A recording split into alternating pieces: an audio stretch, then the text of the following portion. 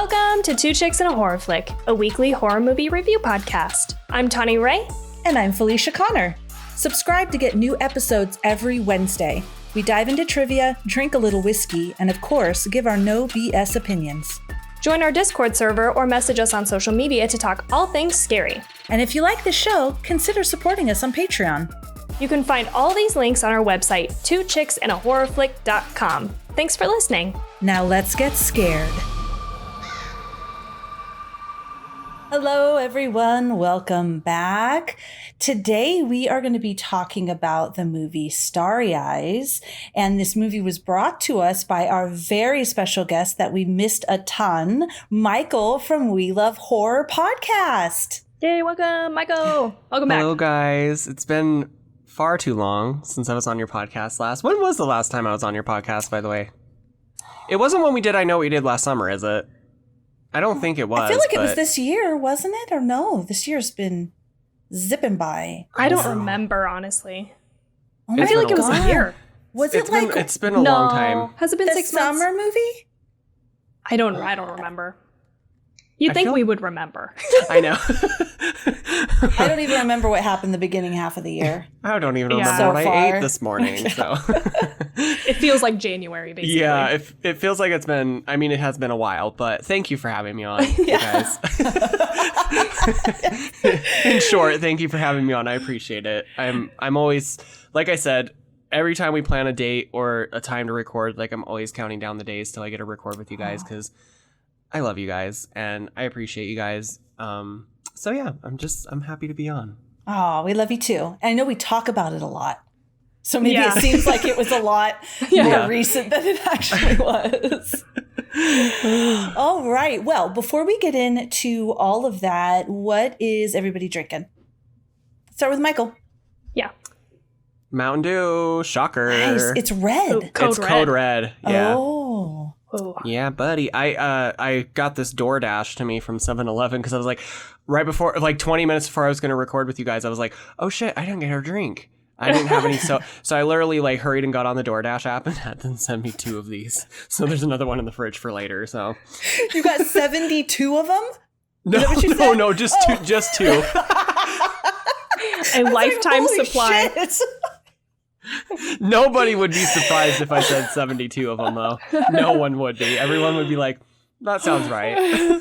We are talking about Michael here. That's all he ever drinks is Mountain Dew. So It's been a hot minute since I've even thought about Code Red. Like, I don't even remember if I tried it. I'm sure I did when I was in high school. What does it taste like? I've never had that. delicious. It kind of... Let me try. Let me see what I'm going to say. Is it like strawberry? Mm-mm. I wouldn't drink it if it was strawberry. Cherry. I mean, what's red? Mm-hmm. It's kind of... It tastes like cherry, I think. I think that's what it is. Okay. It's like cherry-ish, I guess. Some cherry top notes. Yes. A little hints of... What do they call it when you drink wine? It's a little Notes. woody. There's Yeah, some they're notes woody. of... There's some notes of... As I slosh my Yeah. Mountain Dew fancily around.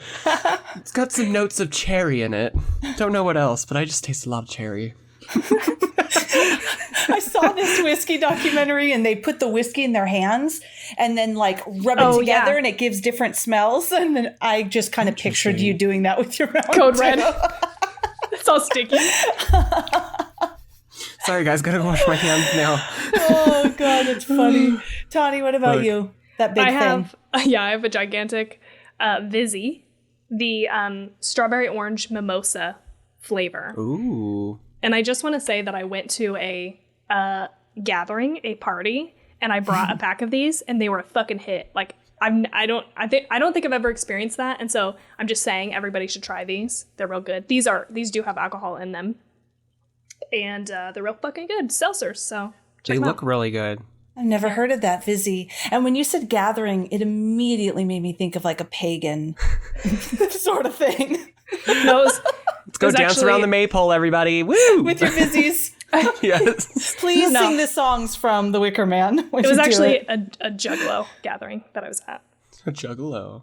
That made me feel even more pagan. Maybe a little folklore. No, not folklore, but folk-ish. What's that fucking band? Juggalo. What's the band? Do you know what that is, Felicia? A juggalo? Yeah. No. Okay, do you know Michael? Remind me. Oh, this Remind joke me. did not land for either of you. Okay. I'm hoping some listener. I'm thinking of a gigolo. Were you really at a juggalo or no? No. Oh. Okay, it's Insane Clown Posse is the name of the band. Oh, I know what you're talking about now. And those they guys. do like, they would have like a concert, and I don't know if it was every concert, but they called it The Gathering. And so if you're a fan of this band, you're called a juggalo or a juggalette. Yeah. And you go to the gathering, and it was a joke and didn't work, but somebody thought it was funny. You said it so seriously that I was Everyone's like, I know. What is this? Yeah, I was like, interesting. Never heard of that before, but yeah, cool. Tawny, cool. No. I was like, this sounds very witchy or culty or something. I like it. Oh, shit. Which ties into our theme today. Yes. We're going very culty today. I'm drinking an Arbonne Mango Fizz, and something about, so we have 3 glasses. They're all these like beer glasses, and I love drinking out of them. They're the only things I drink out of them. I rewatch it all day long. The reason I'm telling you this is I wasn't even thinking about it. I was on a meeting with like my boss and some directors. We were talking about this project we're working on, and I just kept drinking my Arbonne Fizz, and then my boss was like, "Are you drinking a beer?" Because the color. Can you imagine? I was like, oh my God, no. I was so embarrassed because it looks like, and the other one I drink, the pomegranate one, looks like just like an IPA, you know, like a really deep orange one. But anyways, that's what I'm drinking. Funny. Excuse me, Felicia, are you drinking during a work meeting? With executives and... Yeah. How do you expect me to get through the day? Like, it's 5 o'clock somewhere. Right. I've had 5 of these already. Just kidding. Oh my gosh. I had a koozie once on like a regular can. Like I think it was like an Ollie Pop or something. And I just don't like for my hands to be cold. So I had a koozie on it. Somebody's like, "Are you drinking a beer?" I'm like, no, but that's totally kosher at my work. So they'd be like, whatever. They'd be like, cool, what kind? This is what I'm drinking. Can I have some too? All right. Fun. Awesome. Michael, what do you got going on? Tell the listeners, I mean, they probably already know, but a little about you and your podcast and what you have going on. Okay. So yes, I'm Michael, as they previously introduced me as. I do have a podcast as well. It's called the We Love Horror Podcast. It is normally it's a weekly podcast. I haven't been posting a whole lot lately due to personal issues and stuff like that, but I do plan on coming back. But yes, it is normally a weekly podcast where I post about, talk about horror related stuff. Sometimes I just have a guest on and we just talk about a movie or various like horror related topics. And yeah, you can find me on Instagram at the We Love Horror Podcast. I'm on TikTok. I'm also doing merch. I have merch, and I also have a Patreon that you guys can become patrons of. So just look up We Love Horror Podcast. That's awesome. So this movie, Starry Eyes. Unless, Tawny, do you have other questions? Not so that we have you on. Think you know, of. and we've I know, talked to you so many times. Like, I know, what I is know. your favorite subgenre? What got you into podcasting? Yeah.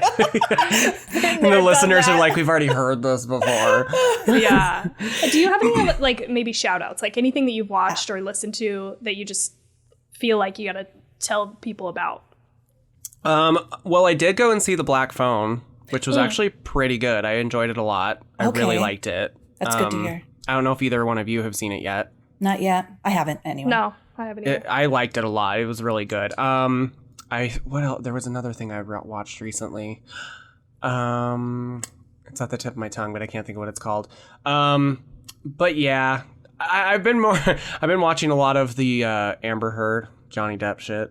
I mean, the trial's over now, but keeping up with it. So the memes, they just keep on going. The memes, yes, that stuff, yeah. Other than that, not really. My life has been a bit boring the last couple months. I haven't really been doing a whole lot except for working and, dealing with personal stuff. But yeah, that's about it. What about you guys? Okay, I'll go. Yeah, you go. So, just finished season 2 of Stranger Things.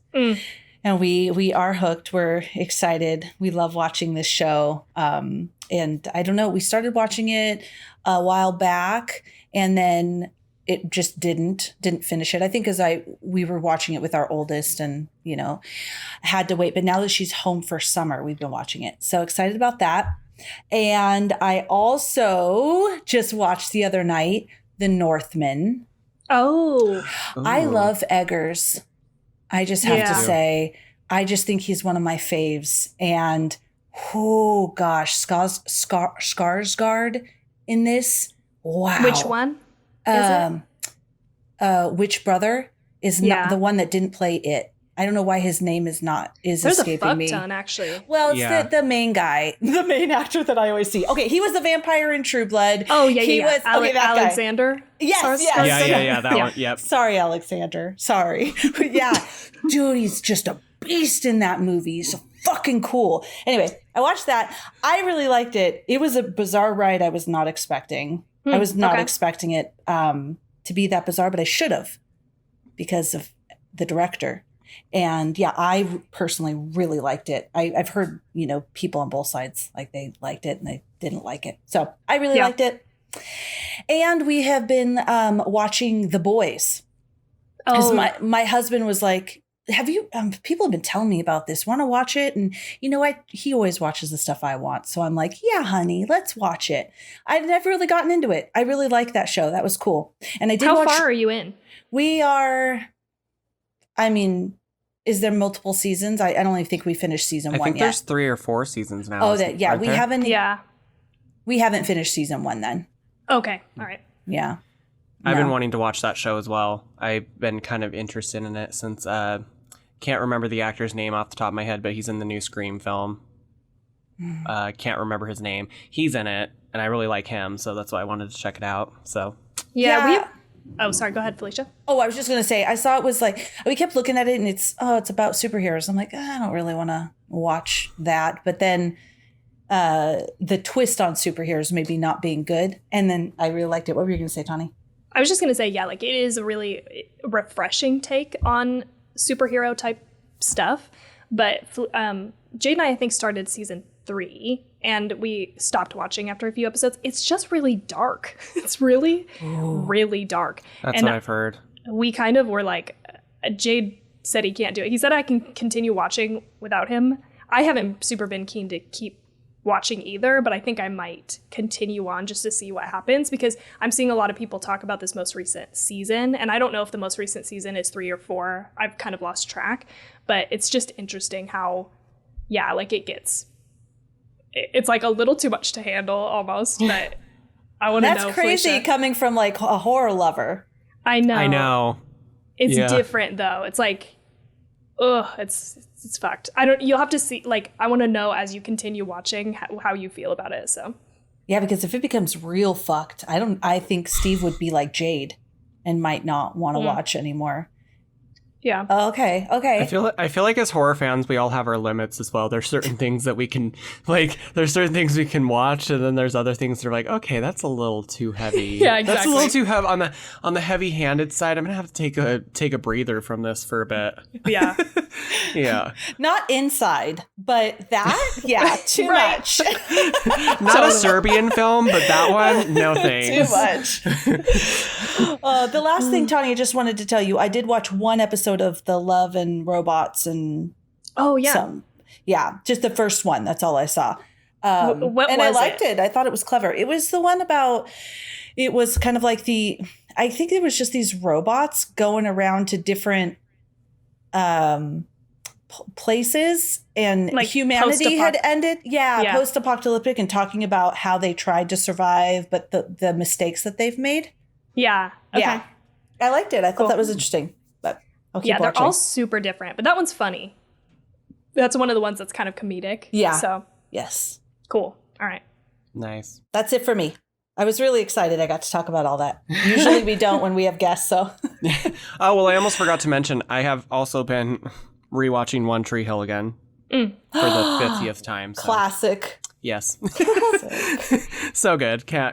I go through these moods where like I can go without watching it for a while, and then when I do get back into watching it, I'll just like what's the word? Binge. Thank you. Binge watch it all. So yeah. Hell yeah. I love it. Yeah. What about you, Tawny? So I can't remember it the last time we talked if I had watched the end of Stranger Things season 4. I think maybe the first part. I'd watched the first part of season 4. So I finished the second part of season 4, and I've decided that this is my favorite season. Oh. And I've heard it's good. Yeah. There were some parts that drug a little bit. Like, for sure, it wasn't like a perfect season. But overall, I think it ended up being my favorite. It's so fun. And I love Eddie, the new character that's in season 4.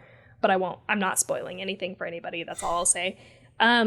Anyway, so that was very fun. The last episode was like 2.5 hours. Totally crazy. Like, full, beyond feature length.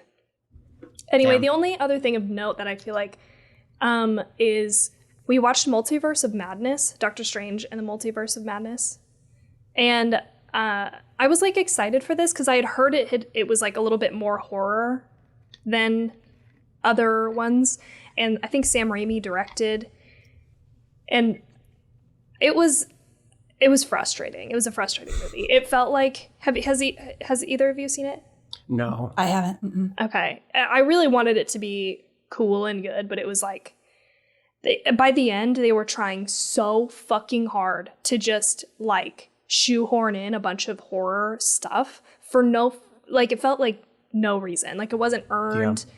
It just was like, it became very frustrating. So I don't recommend that one. But I felt like I needed to say it because I was like so disappointed. I didn't have high expectations really because people had been not saying good things about it, but I still wanted to watch it, and I was still excited for some horror aspects, and I felt like there was a couple things that they did that were cool, but then it just fucking fell apart towards the end. It felt like they were just trying to throw shit at the wall to see what stuck as far as like horror stuff. Yeah. Yeah. It was just like a grab bag. You know what I mean? Like, they were like, oh, we need a zombie thing. Like, we need a hand reaching out of the grave thing, like Evil Dead. You know, like, it just felt like it was it was just obnoxious. I don't know. Well, I kind of forgot that it has been a while since I talked to you guys. I don't know if either one of you saw Man when it came out. No, not yet. I wasn't particularly fond of that one. Okay. Okay. I wanted to like it, but I didn't care for it that much. It's not I don't think it's a bad movie, but it just got weird for me in like the sense that I just didn't enjoy it.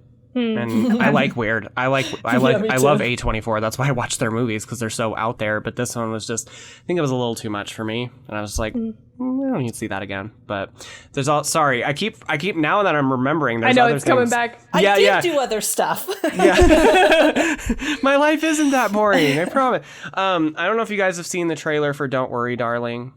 Mm-hmm. Does that movie not look good or what, Felicia? Yeah, that looks. Oh my gosh. Yeah, I want to see that so bad. I don't know if I have. It has Harry Styles in it and Florence Pugh. They both star in it, and it's directed by Olivia Wilde. Okay. I can send you the link for the trailer for YouTube after this recording, but it looks so good. Okay. I mean, anything Florence Pugh's in, I'm gonna be in the front fucking row the first night. I'm gonna be like, give me my money. Florence Pugh's in this movie, you can have my money. Yes. But it looks really good, so. Okay. Yeah, that's all for me. I'm sorry. No worries. So the only other note that I had is I started playing Elden Ring again. It's obviously taking up a bunch of my time. Nice. That's fun. I was really excited because Tawny told me that Stranger Things season 2 was kind of a dip, and then it picks back up, and we fucking loved season 2. So I can't even imagine what epic ride I'm in for the rest of the seasons. Yeah. I think you'll like them even more. I mean, I don't know. Maybe I can't season wait. 2. Maybe I'm underestimating season 2. No. I can see what you were saying, but we still liked it. So if that was a dip, I'm just saying the rest is going to be so much fun. Yes. That's going to be solid, yeah. Yeah. It's going to be solid experience. All right, I'll let that. All right, enough of that Stranger Things. It's not a Stranger Things podcast. All right, Michael, why did you bring Starry Eyes to us? This is kind of a hard movie to explain, because I would say it's a great movie. I love this movie. Is it a fun movie? I don't know. It gets dark in a lot of parts. It's a good movie to watch, but it's one of those movies where I have to be in the mood to watch it because it gets to places where I'm like, okay, that was fucking depressing. Yeah. Like there's some, but I love this movie. I don't remember what podcast I went on and did this movie for. It was like a year and a half ago or so back. I did this same movie on a different podcast and we talked about it. But I love the unique storytelling of how they did this film. I just love the whole idea in general. And I feel like with this movie is just a grab bag of so many different like genres. There's like supernatural aspects, there's culty aspects, there's like the final act of the movie is like basically a fucking slasher movie. So it's a slasher movie at the back end, but it's also like a, it can also be like a very political kind of movie too, with certain like themes and messages that it's sending across. And I'm sure might get into that a little bit when we talk about it, but there's just so many different things about this movie that I really fucking enjoy. And I just really feel like this movie was made with a lot of love and a lot of care. And I feel like when I watch this movie, it just feels so realistic, like in the sense of like what it's like to live in that lifestyle as an actress or like an actor. They portray a real sense of realism. I don't know anything about being an actor, but I can assume from this movie that's pretty realistic to what it's actually like. So there's just a lot of things about this movie that I really, really enjoy. I think it's a really creative film. Like I remember watching it the very first time and not knowing where this movie was going because there's so many different turns that this film takes throughout the course of it that you're like, what is happening here? Like, what the fuck is going on? Because it just like goes from like one thing to another and then it just gets darker and darker and darker. And then by the end, you're like, that was a trip. Yeah. That was a wild ride. So I really wanted to pick this movie because when we had talked about, doing an episode soon, I was like, I really want to do that movie because I don't think you or Tawny had seen this movie yet. Nope. Mm-mm. And I don't think this movie's on a lot of people's radar, actually. I feel like this movie got a very like limited release. I don't know if it got like a huge release or anything back when it came out, but I don't feel like enough people talk about this movie, and I think more people should talk about this movie because I think it's a very well-made movie. So yeah. Sorry, that was very long-winded, but yeah. No, it was good. Super well said. Yeah. Thank you. Yeah. Because I like it. That was a great explanation. Because it's fun. It's a good film. All right. Yeah. Do you guys want to talk about it? Oh, for Want to sure. get into Let's it? do it. Everyone Yeah. just looked at me. We're ready. We are ready. All right. So we're talking about Starry Eyes from 2014. I watched it on his Amazon Prime. The directors are Kevin Kolsch and Dennis Widmyer. They both did Holidays and Pet Sematary 2019. And it looks like Kevin also did, I'll pause right there for a moment, let you take that. Okay. And then Kevin also did the Scream TV series and Mama 2, which I didn't even realize there was a Mama 2. I didn't Oh, either. I didn't either. Yeah. Yeah. Weird. I haven't even seen the first one. Have you guys? No, Okay. I actually haven't. Oh, yes, I have. I liked it. Yeah, Mama. I can't. Oh, that one. I was thinking of Mom. We did.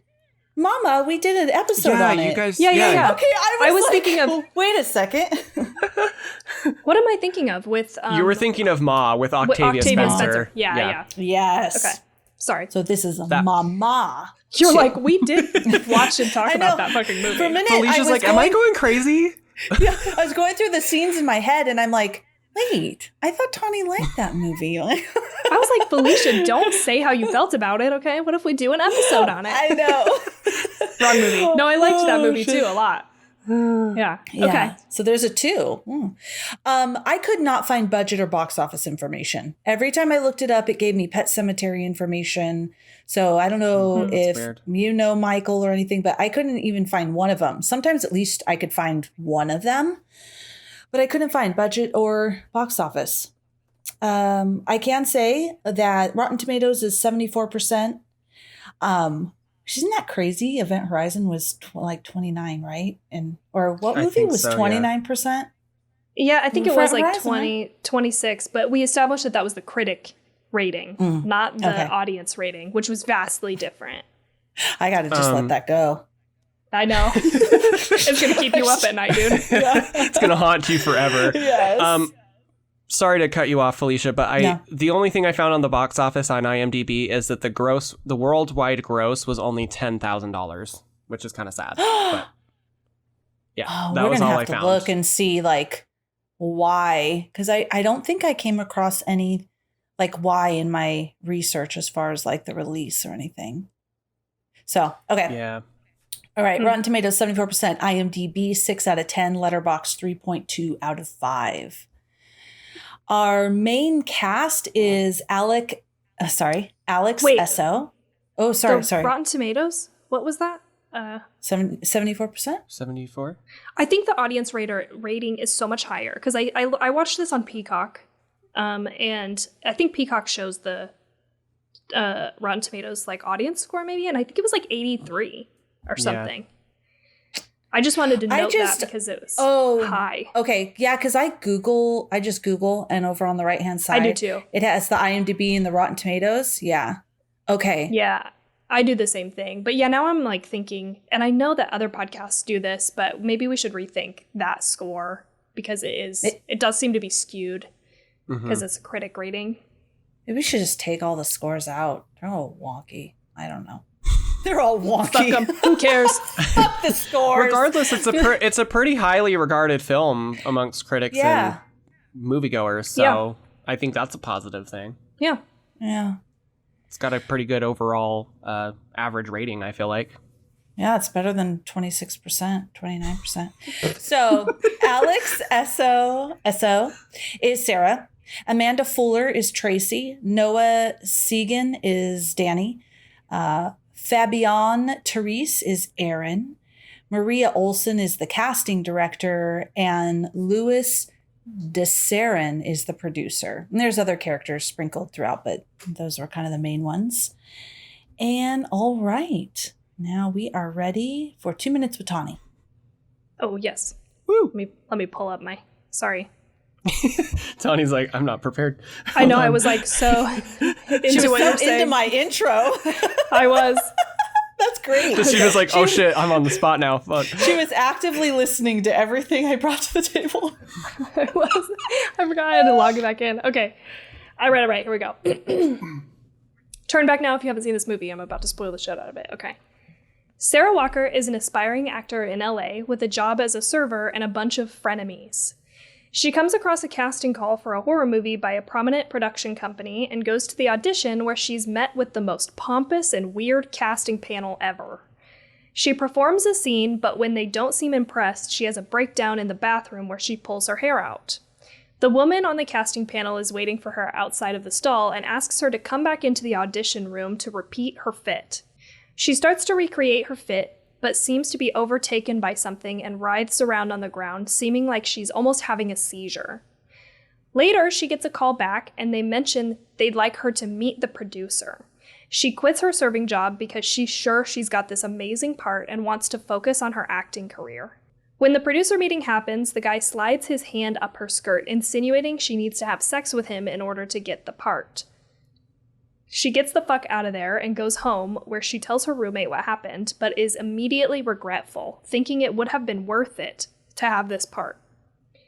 Sarah begs to have her serving job back and spends a few more days working there and hanging with her dumbass crew before she calls the production company back and tells them that she wants to meet the producer again. They invite her to a home where she goes down on him while a bunch of masked cult people watch. It seems like she blacks out after that because she wakes up in her bed again with a terrible stomach ache. Over several days, she gets increasingly agitated, sick, and just generally terrible looking. She has a vision of herself as a beautiful, successful star, but her now self is in rough shape. She's now vomiting maggots, fingernails are falling off, and going bald. Her phone rings, which she desperately tries to get to since she's been trying to get a hold of the production company. They tell her she can either die or transform. She goes to one of the frenemies' houses, Erin, and confronts her in the kitchen. After exchanging insults, Erin turns on the lights and sees how awful Sarah looks and asks her what happened. When she goes to touch her hood, Sarah panics and they get into a scuffle. Sarah picks up a knife and slices her face. She begins hearing voices saying they require a sacrifice, so she goes back and stabs Erin in the stomach like a bunch of times. Then she moves on to another roommate in the house who's sleeping. She uses a dumbbell to crush her head, then stabs a third roommate in the back. Next up is Danny, who's one of the nicest people in this group. He lives beside the house in a broken down van. Sarah talks to him for a while, but eventually stabs him in the stomach too. The masked cult people appear and take her somewhere and bury her, while a bunch of rich-looking people surround her buried in the ground. When the sun comes up, she emerges from the dirt, flawless and hairless. Sarah returns to her apartment where she kills her roommate and opens a gift from the cult, which includes a wig, dress, and their pentagram-like symbol as a necklace. The end. That was really good. Yeah. I was really curious to see how you were gonna do the 2 minutes with Tawny segment on this movie, because this movie's so fucking wild. I was like, I don't even know where to start with this movie. It's just like, it's like I said, it takes so many different turns. So I was like, I'm curious to see what Tawny's gonna say. It is wild, but it is straightforward. So Yeah. It was easier than some of the movies that we've done because I'm like, what was the one, Felicia? There was one lately that I was just like, I'm not even going to try to write this. It was so fucking. I don't remember, but I remember that experience of you going like, okay, let me just try this out. Let's just go with this. Yeah. Yeah. I did find something that the film was released on DVD. Oh, it was? Okay, it didn't even have like a theatrical. So it was like a direct-to-video. Yeah, that's why I missed that part. It's literally one sentence. It was released on February 3rd, 2015 on DVD and Blu-ray. I was curious about why this happened. Yeah. And I'm kind of bummed that it didn't get like a theatrical release, because I feel like this movie deserves that. I feel like this movie was good enough to have a theatrical release, but I don't know. I mean, it feels like a low-budget movie, but I agree that it could have gone to theaters, even like a limited theatrical release. I don't know. Yeah.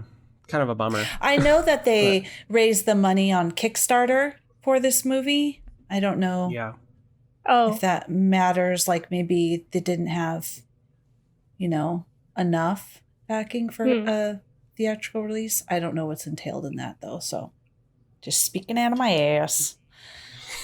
All right. I am really glad that you brought that up though, Felicia, because like that's another reason why I love this movie so much, is because I feel like this was made by like people who really, really genuinely love horror films and wanted to make a really good horror film like on a limited budget. So like the fact that they got the funding for this movie on Kickstarter is just like so inspiring, I feel like. Yeah, for sure. I love stories like this where people make like a small thing and it, or do like a Kickstarter, raise the money to do something. Yeah. It's great. Yeah. And they shot it in 18 days. Wow. Efficient. Very efficient. Yeah. Okay, Michael, we know that you like it, but just to kick off our high level summary, tell us how you feel about this movie. I love this movie. Like I said, it's a movie that I can't always watch all the time because there are some bummer parts of this movie that kind of are like, oh, that was like really dark. But for the most part, I really think this is a solid movie. I think most of if not all of the people that are in this movie do their parts really well. Specifically, Alex Esso, she did a really good job in this film. And I feel like this was one of her first roles. Like, I think she's been acting since like 2008. I saw something that she's been doing acting since 2008, but I feel like this is what really put her on the map. Because ever since this movie, I've seen her in quite a few like very prominent roles. Like she was in Dr. Sleep. She played Shelley Duvall's character in Dr. Sleep. Like she plays Wendy in Dr. Sleep. Wow, really? Mm-hmm. Oh, wow. Yeah. I didn't know that. Yeah, she did not look familiar to me, but okay. Yeah, so, like, I mean, she's gone on to do some pretty prominent stuff since this film. Like I said before, I think that the fact that They got the money off Kickstarter, the fact that they, raised the money to do this movie. I just feel like this movie is a labor of love. I feel like everyone involved was in it with 2 feet. Everybody that did it was dedicated. I don't think it doesn't feel like anybody in this movie did anything half-assed. I think it was just a very committed film from start to finish. So I really enjoy it. Yeah. Awesome. Thank you. All right, Tawny. Tawny-licious. What'd you think? I would say overall, I liked it. I was really kind of surprised, I think, because, again, this is one of those movies I tried to go in with no information. Like, I had heard people say the title. I'd seen the little card, browsing through stuff, but I tried to just, not look anything up, just watch it cold. And in the beginning, I was really not sold. I was like, I don't know about this. This seems not great. But it really, lulled me in towards the middle and end of the movie, and it really got fucking buck wild, which I was, fucking here for. I was like, yes, I did not expect this, but I like it. And so I ended up really liking it. There's, a couple things that I didn't love, which we can get into, but overall, I did think it was a really great depiction of possession, and the effects, the makeup effect, they made that girl look like total shit in the the most impressive way. I was like, oh my God, I loved that part of it. Just the process of succumbing to this, whatever was happening. It's I'm not sure. Fucking disgusting too. I've seen this movie so many times, and when I get to those parts, I'm like, oh God, it's so gross. Ooh, it doesn't. Yes. It makes you feel like you have to shower after you watch this movie. Yeah, I was shocked actually. I just didn't think that we were gonna go that far with it, and so again, being a lover of gore and stuff, I was like, I'm fucking here for this. But it did lull me into, I think you said this, Michael, it feels realistic. In the very beginning, I was not sold. I was like, whatever. But as we kept going on, I was like, I totally get this. I feel like these are realistic actions that people are taking. You know what I mean? It really pulled me in, sucked me in through the movie. So yeah, that's how I felt about it overall. I liked it. I was surprised by it. What about you, Felicia? Well, I have to say I really liked it.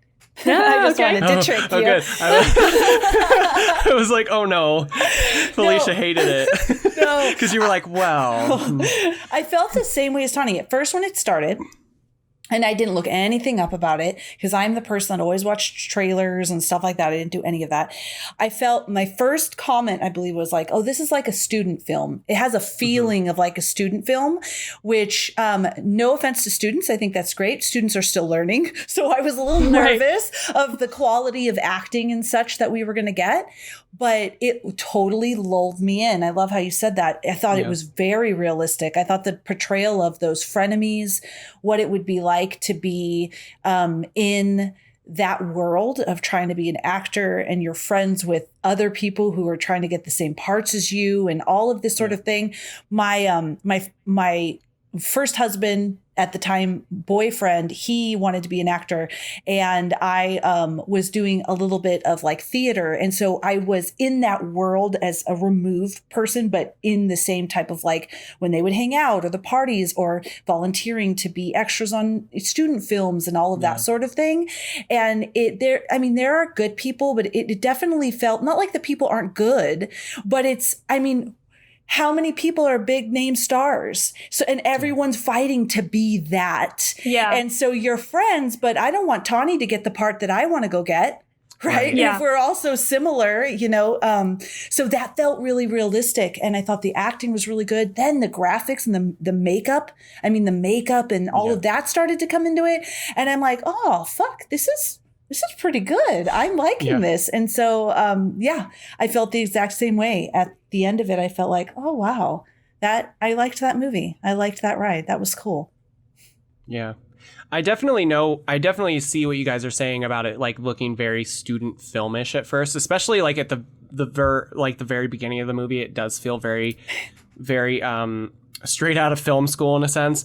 Not that that's a bad thing, not saying that people but it does have I don't want to say amateurish feel. It's a low budget. It's very low budget. You can definitely tell. I feel like this was these directors first time making an actual full length. I don't know how long they've been making films for. I don't know much about that, but it feels like this was their first big project in a sense, I guess, is Yeah. the best way I can put it. But I mean, still, I mean, I still love this movie so much. In No, some but ways, it turned out really well. Yeah. yeah, in some ways, I think it almost was good because it does kind of like I keep saying, lull. It lulls you in because you think you're in for this like low budget type movie.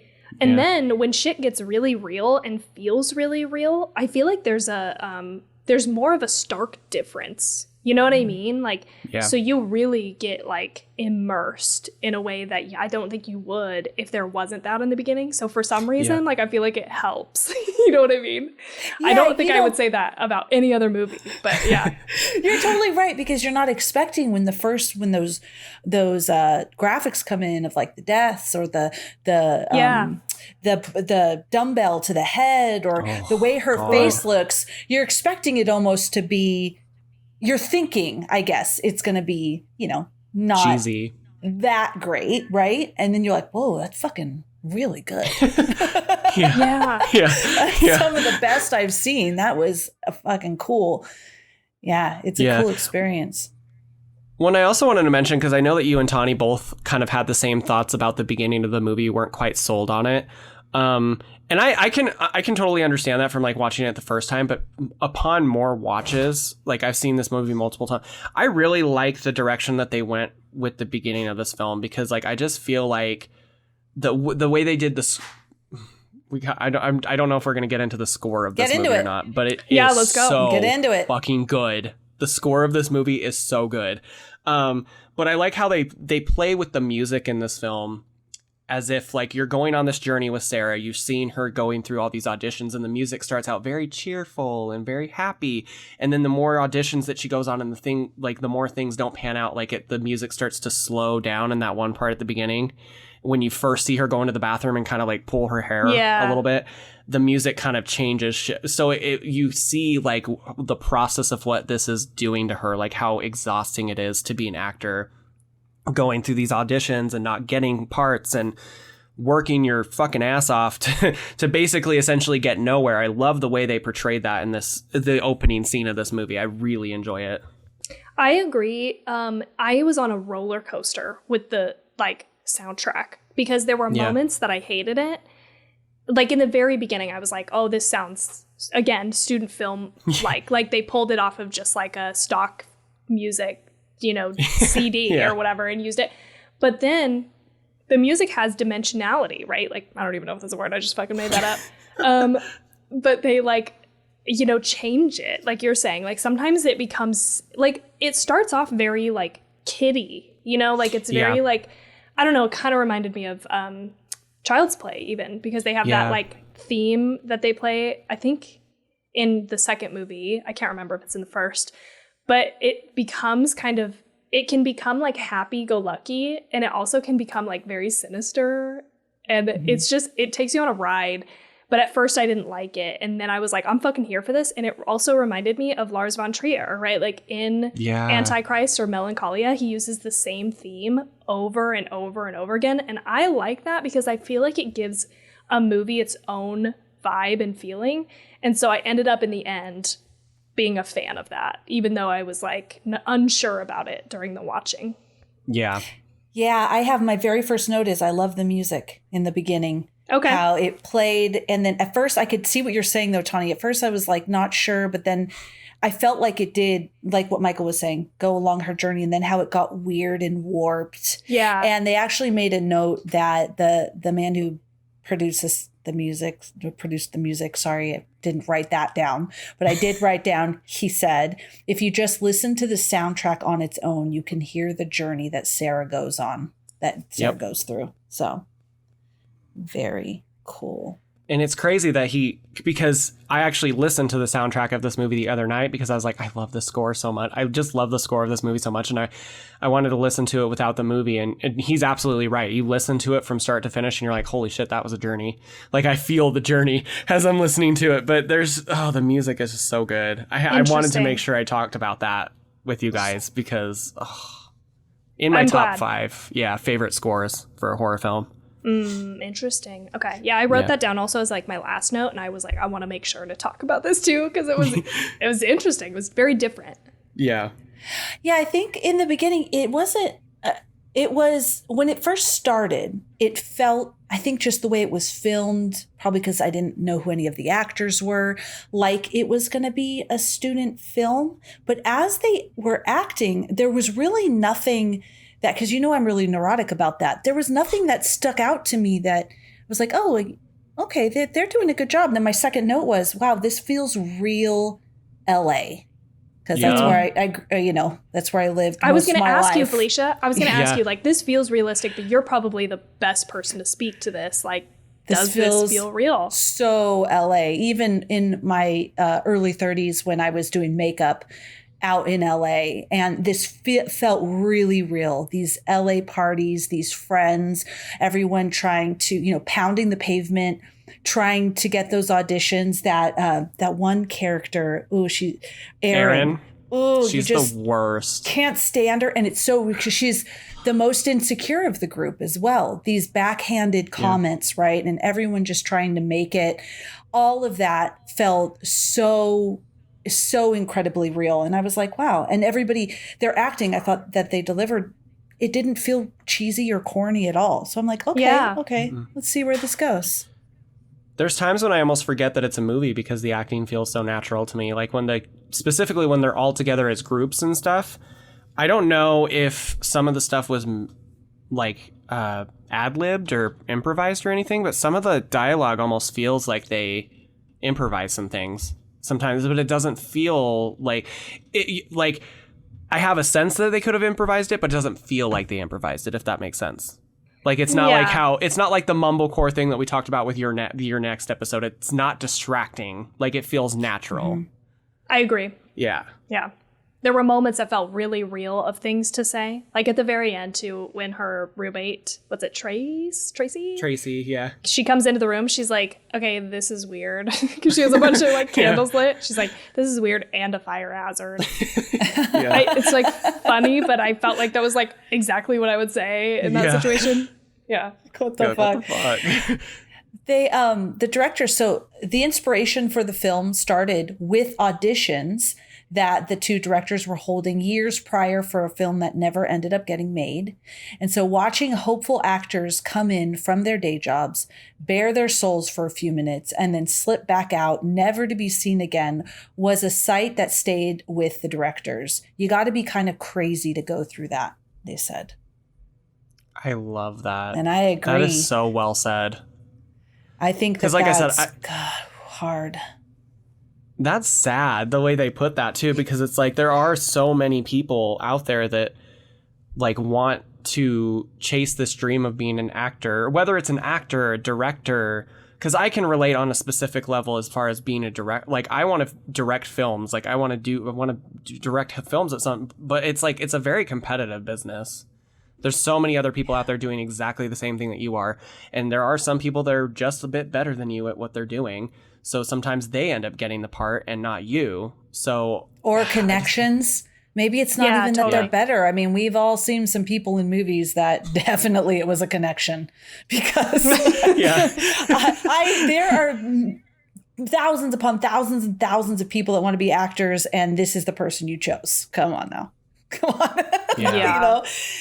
Yeah. It's rough. You see, and then get the just the roller coaster. Oh my God, I got an audition, right? And then not getting the part. Oh, I got a second audition, then not getting the part over and over. And then the people that we knew, they were like, okay, do I put a time limit on this? But this is my dream. Do I not put a time limit? And I just keep going until I'm old. Maybe then I'll be an old person and that'll be my break.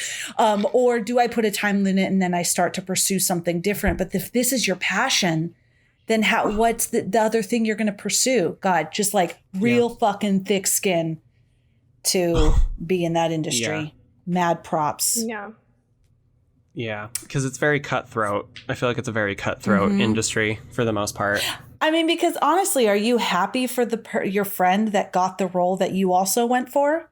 Are you truly happy for them? You know what I mean? I think yeah, you're like, especially in this situation where it feels like these people like aren't, they're like pretty young, right? They're probably they're anywhere from like 20 to 30, right? And so they're not like emotionally mature in the way that they would feel like, good for you, I'm glad that you got that thing. That's not all there is to life. You know, like they haven't reached that point. I feel like that's maybe not, that's a sweeping generalization of age, but you know what I'm saying? Like they just feel like they're young enough to not feel that. And so I bought it in the beginning. Again, at that first party, I was like, I don't really like this dynamic and I feel like it's unrealistic to some degree, but it sucked me in after that. I was like, okay, I could totally see. Because you're just a bunch of people put together by circumstance. Like, these people aren't necessarily friends that we don't even know, you know, but they're probably not friends that knew each other first and then moved.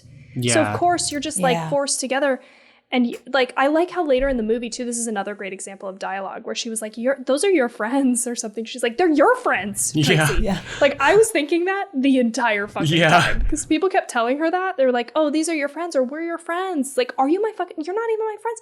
I'm just a fucking around you. Because I live with this woman who is your friend. The only two people that I feel like genuinely want to be her friends are Tracy and Danny. But even sometimes, sometimes Tracy's a bit... sketchy. She rides that line sometimes because sometimes she does things or says things that are just like, are you really Sarah's friend? Or are you really just trying to fucking like pretend that you're friends with her? Because like, for example, like the after the first audition when she gets home and she's like, oh, it didn't go very good. I think they made fun of me. And she's like, oh, well, everybody's coming by later if you want to hang out. And she's like, no, I think I just want to be by myself. She shuts the door and then you just see Trace kind of like roll her eyes and sigh as she walks away. She goes, and it's like, really, Trace? Like, you have to act like that? I don't know. And then they're like the whole time when they're at the little, I don't know if it's like in a fucking culvert in LA, but it's when Sarah's like really sick and he's trying to take pictures of her, and then she just goes walking off and none of them go after her. It's like, are you fucking kidding me? She's like, don't go down there, Sarah. It's not safe. And it's like, then go get her. Yeah, and somebody's like, somebody follow her. Danny's like, go get her. She's sick. Yeah, and she's like, she's not going to want me to go get her. It's like... It's also like, but Danny, why don't you go fucking get her? Yeah. Anybody could do this. Anybody could go follow her. Okay. No, Danny has the camera. Danny has to capture the moments with his fucking camera. Yeah, but that's the thing is there's got to be this ego... self-centered. You've got to be. I'm not even saying this is a mean thing. I mean, to think about it, to be able to pound the pavement and take that rejection and be up against, for the same roles that people that are your friends, you've got to have this. You got to have this kind of self-centered, powerful ego to be able to make it, right? I mean, you have to be a little selfish. Yeah, you have to kind of have to be a little opportunistic, but I also think there's like a way to do it and not be so cutthroat about it, you know? I don't think so. I think that comes, I think when you are young, no, think about it. Think about it. She's like, I don't think so. You are young and attractive. That's a dime a dozen. That's a dime a dozen. There are so many young, attractive people just wanting to become famous. I think like what Tawny said, once you've kind of gotten there and you are able to, in your older years, or not even that old, but I'm just saying you've made it, you're Meryl Streep, I guess. You could be like, oh, Susan Sarandon, I'm so happy you got that part over me. I don't know. But like when you're trying to break in, I don't know. Yeah. I don't think you can be super kind about it. I don't have to kill people and become satanic, but I don't think. I think Sarah missed the memo on that, but I think someone could have told Sarah that, but I don't think she would have listened. But I liked how there was a range of people. Yeah, right.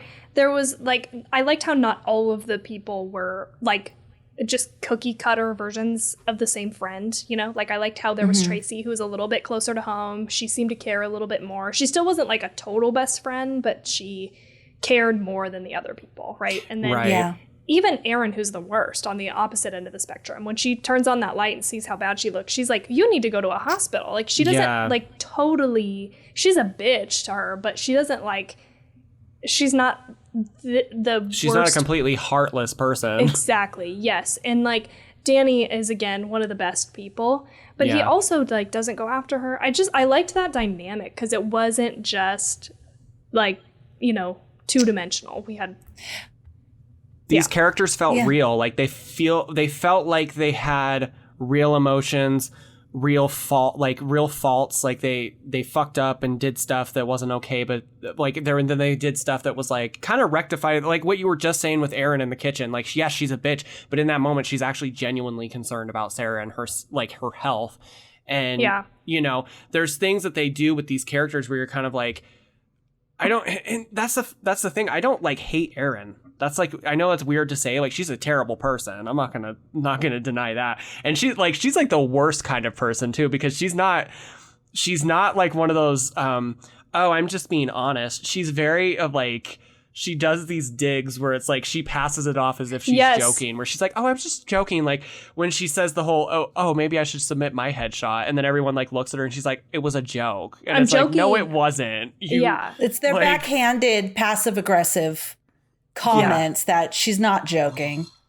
But you know what, the thing, I like what you're saying, because the thing with Erin that I saw was, that was like bitchy comments. I saw her also as the most insecure of the group. Yeah. Because why would you even feel like you need to keep knocking down someone's experience? So I saw her as like even the most insecure and dealing with all of that herself as well, because she's not getting the part. Or when our main girl, Sarah, gets that Australia Films or whatever, whatever. The star name. Astraeus Films. And she's like, oh, really? Well, don't you think that's weird?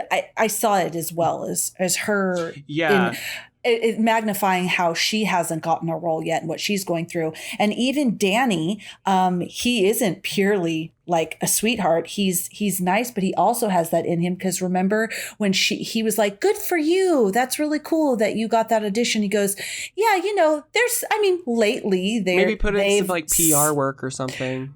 Remember when he said they've slipped off, their films aren't that great lately, but so even him, they're all a little jealous and they're all dealing with that.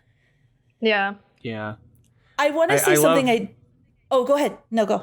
No, I was just going to say I love your point about the whole Erin thing, because there are multiple instances where you can tell Erin is like jealous and she'll try to pass that off because like when she gets back from the second audition and they're at the pool and they're like, oh, I had a call back. And she's like, but don't you think it's like a long shot though? And all that stuff. And she's like, yeah, I looked at it. The role's kind of silly though. And like just all this stuff. And then I love how her friend's like, what is it? Astraeus? And she's like, it's Astraeus. It's stupid. Like she's just like, and then when she goes to meet with the producer, she's like, it's a bit much. Like what you're wearing, it's a bit much. It's like, just thought you are obviously so insecure and jealous.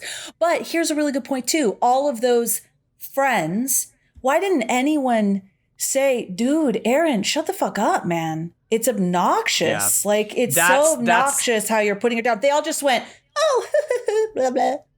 And that's very telling about how like, even like what we were talking about, like even sometimes it doesn't seem like Tracy or Danny are even friends with her. Right. It's like, because true friends, if you and I, like the three of us were in a room and somebody was talking down to one of you guys, I would have been like, shut the fuck up. Like I would turn to them and be like, don't fucking talk to Tawny or Felicia like that. Like it's not cool. Mm-hmm. Like I would say, I would stand up for you guys. And the fact that none of them stand up for her ever when Erin says something like that, it's like, really, guys? Like you guys aren't. Yeah. Because even as friends, like, let's say Tawny was just really fucking being passive aggressive with you. I might go like, hey, Tawny, can we go on a Zoom breakout real quick? I'd be like, what's going on, girl? What's going on? Why are you doing that to Michael? Okay? You're being like real mean. Like, why are you being so mean? Yeah, but you can tell, like, again, she's the outlier. She's the she's the outsider of this group. All of them are better friends with each other than they are with her. That's why they're not calling Erin out, because why would they pick her over Erin, right? Yeah. Maybe they should have, though. They might still be alive. I mean, that's just true. Saying. Yeah. Think about Maybe that. They audience. were such horrible people. Think about that. Think about next time you meet someone like Sarah. Be a little bit nicer to people. PSA people. Something I didn't like. It's very small, but it stood out to me so glaringly the couple of times that it happened was some on the sound. So there was a couple places when she was pulling her hair, I thought she was cracking her neck. I thought that sound they had when she was pulling her hair was like crack, crack. And I thought it stood out and those things shouldn't, right, stand out like when they added that sound. So I was like, I put here, is she cracking her neck or is she pulling at her hair? What a violent way to crack your neck. Is she trying to kill herself? And then I realized she had hair in her hand. I'm like, ah. And then the other time was, when she was given that blowjob. Okay. So I know sounds.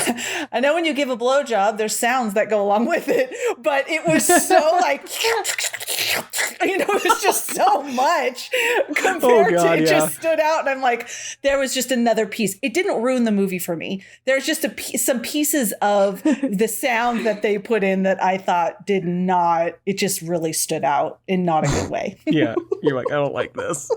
Yeah. So that's it. So not a huge thing, but I wanted to call that out. I did not notice, but now I want to go back and listen. Oh yeah, listen. That blowjob, I was like, whoa.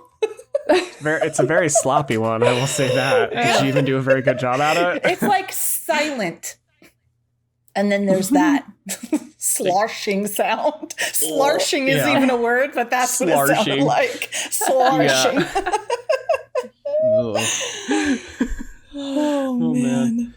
There was one thing that I really, really liked toward the beginning of the film. It's when she has the first nightmare about the audition. Oh, yeah. It was so fucking cool the way they did. Every time she would look down at the piece of paper, words would disappear. And then she'd look back up and then she looked back down again and the entire thing was gone. That was so cool to me because I feel like that represented her anxiety as an actress going into because I can't imagine how anxiety filled I would be going into an audition like that. And in front of people in a room, it's so intimidating, I'm sure, for any actor to do that. And so I think that was a really cool way of like showing her anxiety as an actress of like looking down at this paper and not remembering the words. And then like, it almost seems as if like in her mind, the words are disappearing. I mean, obviously you find out it's a nightmare, but even if it wasn't a nightmare, it could be portrayed in a very realistic way because then she looks back at the paper and the words are back again. So it's like, it was almost a representation of how it must feel to go into an audition as an actor or an actress and how anxiety inducing that must be. I just thought that was really cool. I love the way they do that because I've never seen that it portrayed like that in a movie before. And I always think that scene is so cool. And then like the whole blood drip stuff. It's kind of cool too. Yeah. I also liked how she was so bad. Like at first I didn't realize it was a dream, right? And I'm like, oh no. You're feeling as an audience member like, oh no, she's really bad at acting. Like, yeah. So in the beginning it's so uncomfortable because like up until the moment where you realize it's a dream, you're like, oh no, this person is trying so hard to make it and she like is so bad. I actually have a really funny story. She's not going to make it. Yeah. Yeah. I have a really funny story. Quick side note. I won't go off too much, but it goes with the same thing. So when I was going to college in St. George, Utah, they were filming a big movie there. I don't think they ever ended up making it, but it was like they held auditions in St. George. And for some fucking reason, my ass was like, you know what? I'm just going to cross this off my bucket list and say that I went and auditioned for a film, even though I have no acting experience whatsoever. I've never done any. I mean, I used to watch movies and like act them out and stuff because there was a point in time where I did want to be an actor and stuff. So I would memorize these movies and I would lock myself in a room and I would act these movies out while they were playing on the screen type of thing. But I went to this audition and it was... I cringe. I hope that nobody ever remembers that. The people in that room, I hope they've forgotten about it because it was almost 10 years ago since I did that. But like, I went in there and I'm not going to say I blew it, but my acting was not good because I was so nervous. I was so nervous. And it was just, I went through the lines and then they were like, okay, thank you. And I was like, yep, bye. And I was like, well, I did it, but I didn't do a good job. So like I can relate to that scene for sure. Like when I watched that scene, I'm like, oh God, that's how I felt too. So yeah, I like how she immediately doubts herself. Like from the actual audition. Yeah. She leaves. There's no reason for her to feel like she did a bad job. I mean, obviously the people aren't giving her anything. They're not like, that was great, you know, but I don't think they typically do. So they're just like, okay, bye. And she like flips out. I'm sorry, Felicia, what were you going to say? No, don't. I'm glad you said that. That's exactly what I was going to say. I love how, because I have been on auditions before back in the day, and that I love how they really gave you that feeling of what it would be like, to where you almost understand. I'm not even going to sugarcoat it. You kind of understand her thought process of, maybe I should have just let that man, you know, maybe I should have just did what he wanted so that I could break through. I thought they did such a good job to bring you to that place to where you understand what she's thinking. It's not so, even if you're sitting here thinking, oh God, I would never do that. It's not so unbelievable why a woman or a man or anybody who is in that position may do it or may consider doing it. You can totally see that. And I thought the audition with the words not there, even though they are there, was all so fucking great. And I totally agree with you, Tawny. You have notes right here. She went into the bathroom and fucking lost her shit. And I was like, there was no reason for you like to do that, because during the audition I thought there was a great energy between her and that guy. You know, when they were delivering the lines back and forth, I thought, ooh, this is a successful audition. I don't know what she nailed it. Like, she did great. Yeah, she did great. I don't know why she was expecting they weren't going to say, yeah, you know what, you got the part, everybody in the hallway get out. That's not going to happen. Yeah, we're done. Okay. Show's over, folks. We found the one. Go home. Thanks. Everybody out. Well, and I love how intimidating they are too. Like, when she first comes in, he's like, "Hi, Sarah." Like, he's just so like, and he's like, well, and I love how he's like, what you do in this room will either leave a lasting impression, or you'll just fade into the sea of thousands of forgotten girls that pass through these halls every day. Yeah, she's like, a photograph won't change that. I love it. The way like he talks is just good. so. Yeah, you're doing it real good. I wrote down, this audition guy, my worst nightmare. Like, I would hate to deal. I mean, I have met somebody like this in my life who is so just to your face. Like, I wanted to say passive aggressive. It's like straight aggressive. In your face. Yeah, he's not being passive. And the other woman that's in that room is scary too, because she's like, she's giving you nothing. She's like not talking at all. The worst. This is one of the things I liked this scene, the first scene with him being like this, just because I thought like, oh, again, I've met somebody like this and I know like this feels realistic. I mean, it's like not common, but there are people out here that are this pompous. You know what I mean? Yeah. But this is one of the things I didn't like. I didn't like how over the top these fucking bad guys were. Yeah. And I never liked this. I feel like this happened in... we haven't talked about it. Maybe I won't mention it.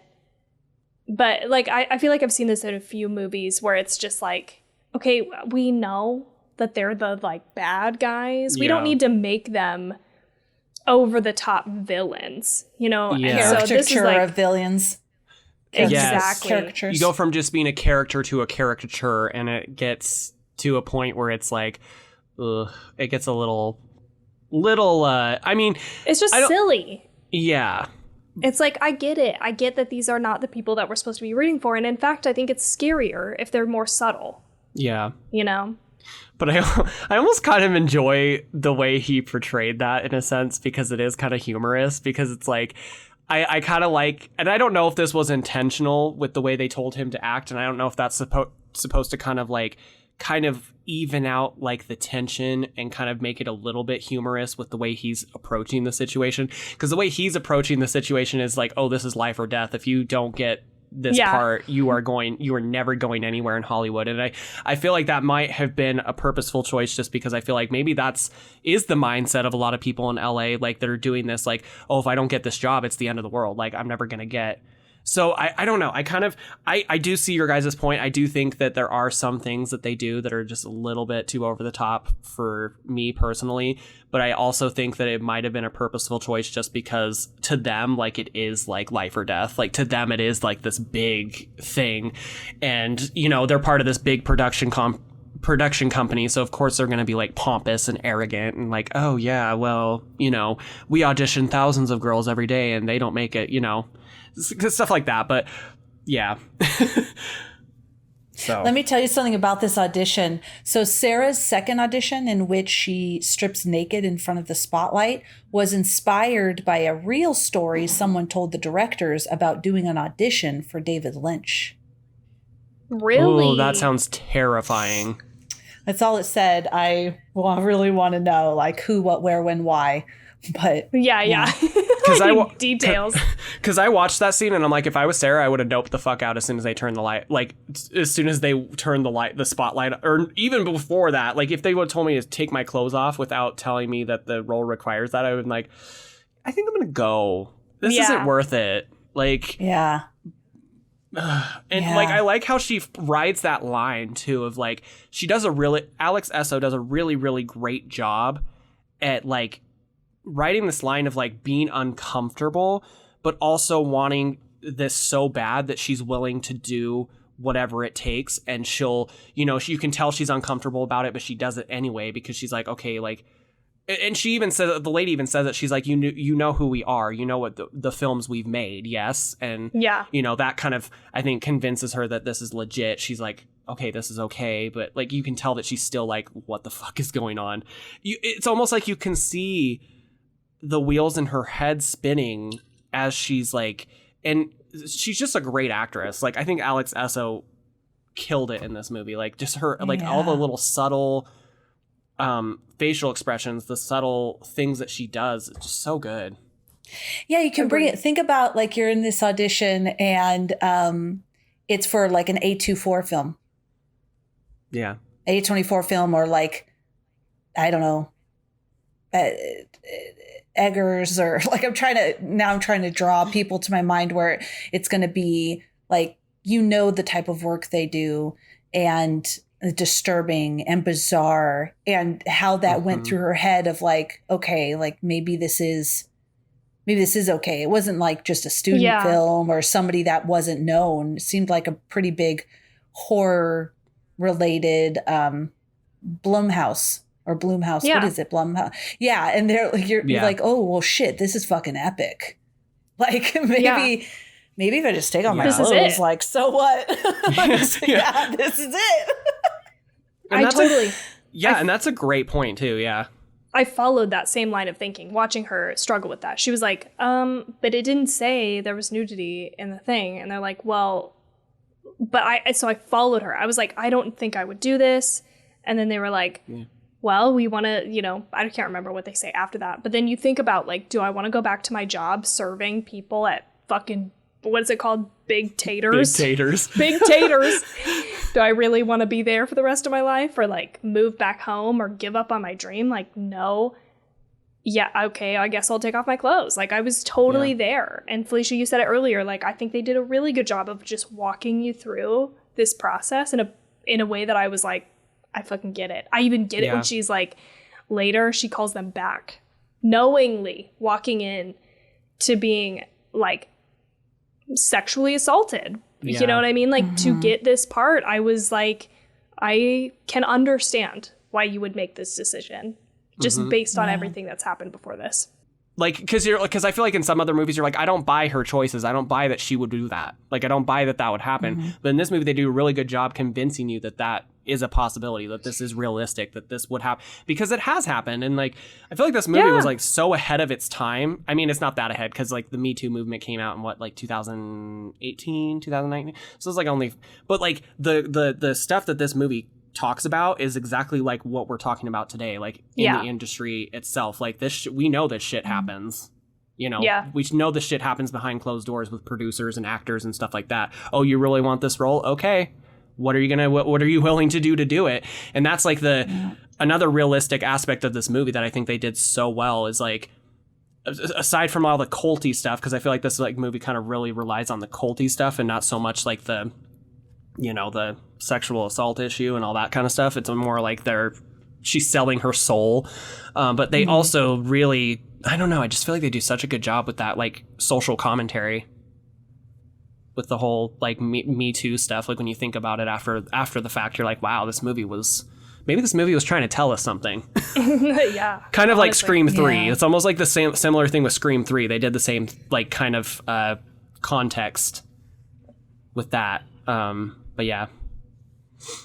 Before we move on from the audition, I want to go back and take a look at this because I can, but I want to see what you guys think about this. So the audition scene with the spotlight and the flashes of light is hiding a handful of flash cuts beyond some quick glimpses of Sarah smiling in enjoyment. There's some pretty monstrous stuff visible more clearly to those willing to go frame by frame. Yep. Okay, I did not catch anything, so I wanted you guys to tell me. I mean, I saw some teeth. I saw some sharpened Blood. teeth. Yeah, that was it, though, for me.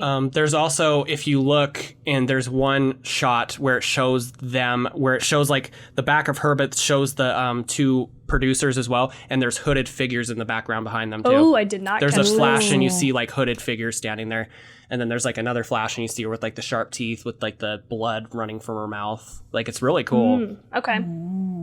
And I will say this scene has my favorite bit of score music, like the synth music, like the beats where it's so good. I also have Sarah's violent audition, which I agree with you, Michael. She was so good. Just the way she totally engaged and committed to this character and moved her body and just like fucking great. But Sarah's violent audition was strongly inspired by Andrzej Zulawski's Possession from 1981, and specifically the scene with Isabel in the subway. So the director said, we watched that film as an inspiration for how raw an actor's performance can truly get if you just kind of push them. So. And that's her writhing around on the ground? Mm-hmm. Oh, interesting. I took that as she was like being possessed by these people. I think it is too, because then she kind of snaps out of it when she snaps out of it and she looks around and she's like, what the fuck just happened? I don't even think she remembers that. I don't think she remembers the whole fit on the floor. I think all she remembers is like the start of it, and then when she falls to the floor, I think that's when whatever it is takes her over. But because she kind of walks out of the office afterwards and she's kind of dazed and confused, like what the fuck just happened, you know? But you could see it on the flip side. Isn't that what it is to be in flow and completely committed to this creative work you're doing? Like in Suspiria with the dancing. If you think of dancers, I'm not saying it's not, because I also saw it as that I was questioning, is she possessed or is she just fully fucking in this? Because when you see actors that are fully fucking in it, like this, Florence what Pugh? was her name? Alex. No, like Alex. Oh. Like Alex Esso in this role, fully within it and what she gave to this role. So I think it's kind of, I don't know. I did see that there was maybe some possession going on, but then, or they were seeing if she could become overtaken, how much of herself would she be willing to give? Did that open this portal for the possession to come in? Or was it that she was willing to do this, so she was a perfect candidate because she was truly willing to do anything and totally be overcome and taken over by her craft? I think that's exactly what it is. I think because they call her in for the second callback with the weird flashing strobe light, and she's like, if you're not willing to let yourself go, how can you really, fully transform? And so I think like this is just their way of getting her in, like through the gates, basically. Mm-hmm. Yeah.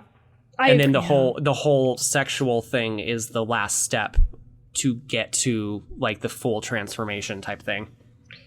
Yeah, I liked the hedonism. Like, I don't know if that's the right word, but I feel like we just talked about this in Event Horizon too. Like, there's some level of hedonism. Am I saying that right? Hedonistic? I think you're... Hedonistic, yeah.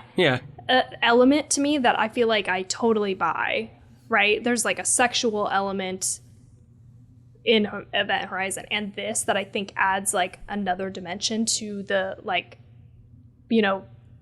I don't know, like going into a different headspace or being possessed. And so it's like, it's definitely hard to watch in that way, but I didn't feel like it was over the top in this particular context.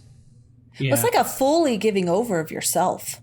I mean, you're naked, and sex and sexuality is like this fully giving of yourself. You're I totally see what you're saying. Yeah.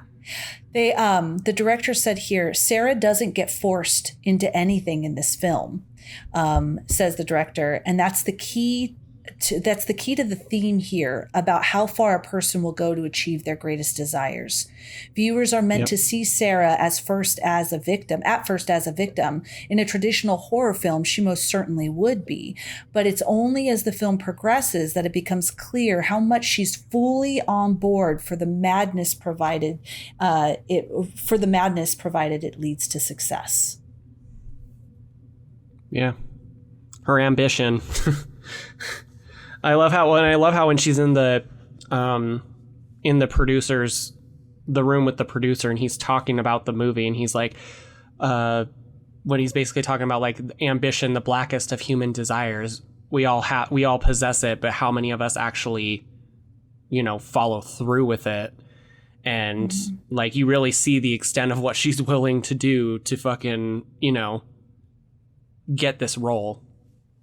Yeah. So, and I did want to say something really quick. I'm sorry. I don't want to jump like too far ahead, but I kind of wanted to jump with I think the one thing I don't like about this movie is the way the movie ends. I wish we could have seen some sort of an end result of what happened after that. Like, is she really like this mega fucking star now? Like, is she, I would have loved to get something, because he says this several times in the movie about how he's like, your face would be on the poster in a movie theater with a marquee, and he's like, that doesn't happen very often.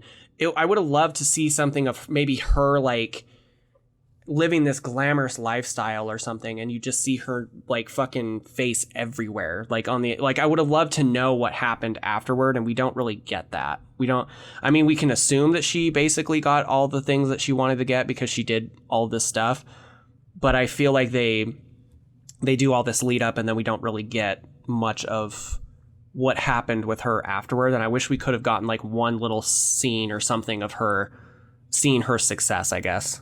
I agree. I don't like the ending, but I couldn't, and I still can't put my finger on why. And maybe that would have helped. I also thought like maybe I wanted her to not succeed, but like I don't always loved a happy ending. I don't need for it to be a happy ending for me to like it. So, but I feel like maybe it was because it was predictable in a way. Like I felt like this was the conclusion that we were going towards the whole time. And so I wanted something to happen. And maybe it's because this reminded me actually of Jennifer's Body. I wanted something to go wrong or something. Like I wanted something to not be right in the process of this and have it get fucked up. Right. I don't know. I don't know what would have been different that I would have liked better, but I also agree that I didn't love the ending, and I just don't know. I don't know what would have made it different for me. I'm on board with both of you. I didn't like the ending. I would have liked her to, I would have liked the same Michael. I would have liked to see her big premiere because it's still dark. It lends to how cutthroat do you need to be to make your dreams come true. And the whole thing with like having stars in your eyes and, selling your soul to be able to make it. I wish I would have seen that too. I also wish she wouldn't have killed her roommate. I almost think we know the roommate's not dead. I don't even think you need to bring back the roommate because if she is a star, she's probably not even living in that apartment.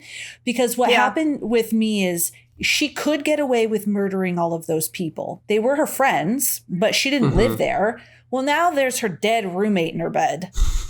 So fucking now what? How is she? I was thinking this too.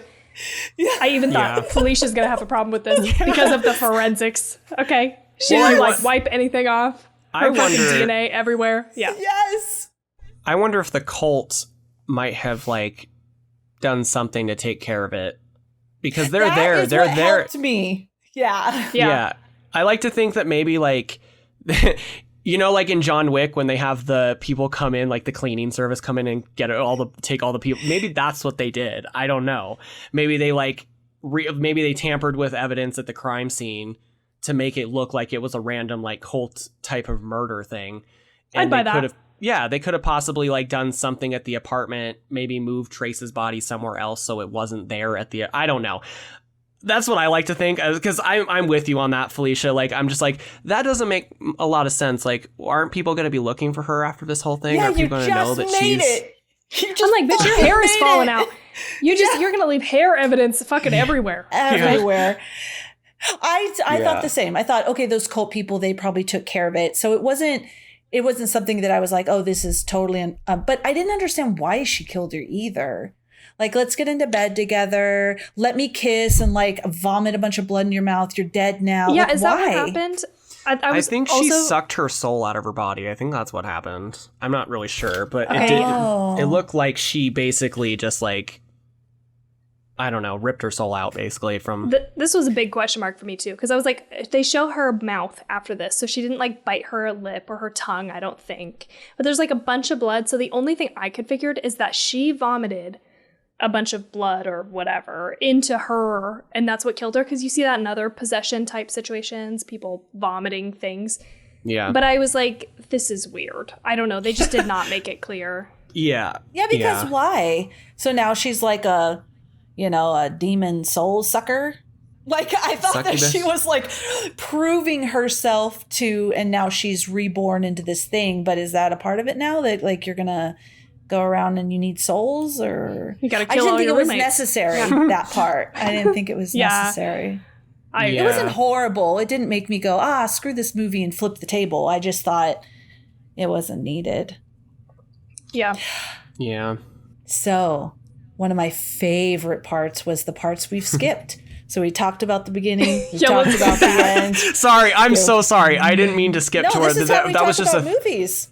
Yeah, that was just a thought that was on my mind, and I was like, if I forget about it, after that, I was afraid I wouldn't be able to remember it, so I wanted to bring it up. But there's nothing to apologize. Oftentimes, Tawny and I start with the end. That's what we want to talk about.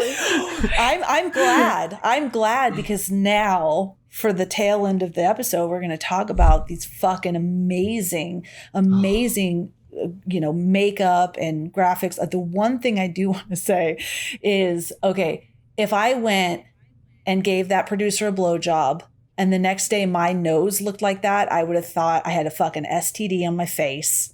And then her nose was so fucking red. Like, it surprised me that nobody was like, hey, let's take you to the hospital sooner. She looked disgusting. Immediately. Like, we cut to her in the restaurant as she's like serving food, and she's like drooling over the fries. I'm like 100,000% her boss, everybody around her would think that she was on drugs.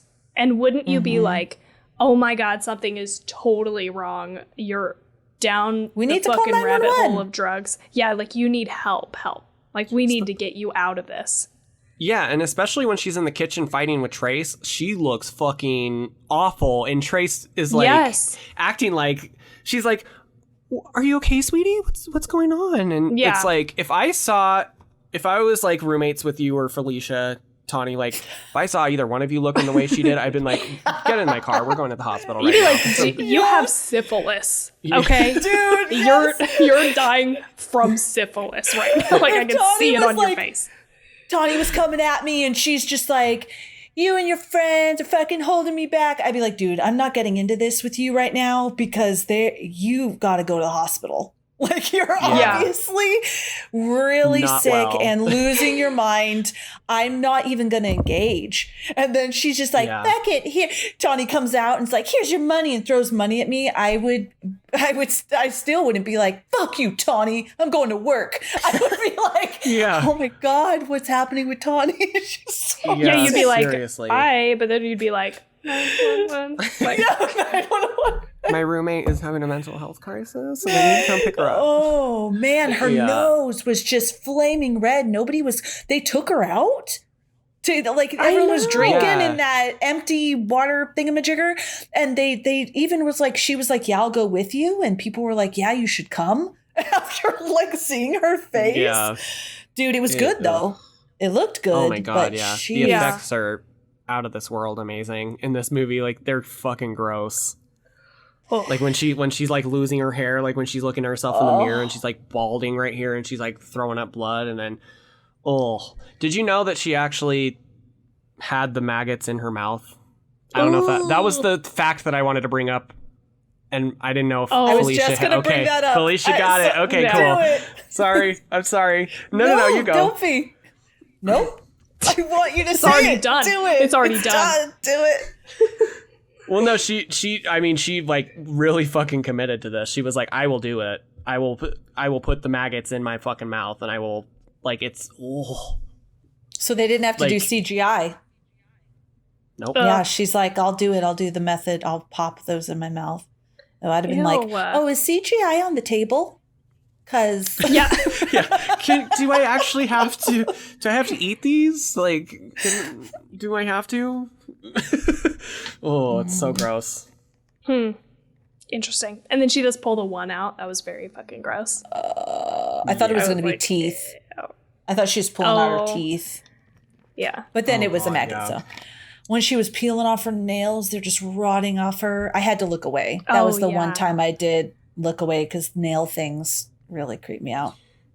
Yeah, well, and I like the thing that I found surprising with this, because I didn't know at this point, I didn't know what was happening. I thought maybe she had contracted something like an STD, and then this studio was just duping her. So I had no idea where this movie was going after that. I was like, so what is happening now? I was like, because then she's like dying. I'm like, what the fuck is going on? So it really takes you, like, the third act of this movie really just fucking goes bonkers. It goes absolutely fucking batshit crazy. But I love the whole, like, twisty turny type of journey that this movie takes you on with this final act specifically. It's insane. Me too. I mean, she is disgusting. I mean, just in the best way. Like her, like you said, her nail falling out. This is really when I'm telling you that moment in the restaurant where she's like drooling over those fries. That was the turning point for me. That's when I was like fully bought into this movie. I was like, yes, okay, I'm here for this. This is like a fucking fantastic depiction of like just anything like this, being possessed, you know, being taken over by this cult or selling your soul or whatever it is, right? Like, I'm fucking here for this. She is gross, and falling apart. And then even her eyes are like glazed over. Yeah. So like she looks good. half fucking dead. So like when she shows up at the house to fuck them all up, I mean, I don't know if she consciously thinks that she's gonna go kill them all, but she shows up and you're like, oh, this is bad news. Like, they're gonna fucking take one look at her. And I like how they played with like the light. Like, everybody kind of sees her in the beginning in darkness, so they don't realize how bad she looks. Yeah. Ugh. Yeah, and they did that even when she's sitting on the sofa outside of the Danny's van. That right away you don't notice that she's absolutely soaked in blood. Yeah, until because it's so dark and she has like the hood over her face. Yeah. Then the light starts to come back and you can see that she's complete. And I love, thank you very, very much, Erin, right? It was Erin who said, oh my God, we need to get you to the hospital. Thank you. Finally, seriously, it's about somebody. Yeah. Like, oh, but you had no problem. You had no problem letting your friend take pictures of her the day before that. You had no issues with. You had no issues. Like, you guys weren't worried about her then. Like, it's just, it's weird to me that she, like, I get it, but at the same time, it's like, did you not see her when you guys were in that culvert? Like, she looked really rough then too. So I don't know what changed. I liked how she was portraying the pain in her stomach. It was like you really could feel like that wrenching pain in her stomach. She did so good. How sick she felt, and she could barely walk. You could feel it. Oh yeah, move around. She was sweating like through the clothes that she was wearing for days on end. I just was like, all of this was so like spot on. I really liked it. And then I don't know if should we go through the kills? Yeah. By linearly. Yeah. So Erin. Well, Erin's actually technically the last one. No. She's the second to last one because she ends up getting suffocated with the bag instead. So. But she gets sliced first. That is true. Oh. So let's talk about this. And when it fucking opens, like when it doesn't immediately like open right away, but you just see her face and then it opens. It's so gross. It's gushing. This was a moment for me where I was like, as putting myself in the shoes of Sarah, this is fucking awful.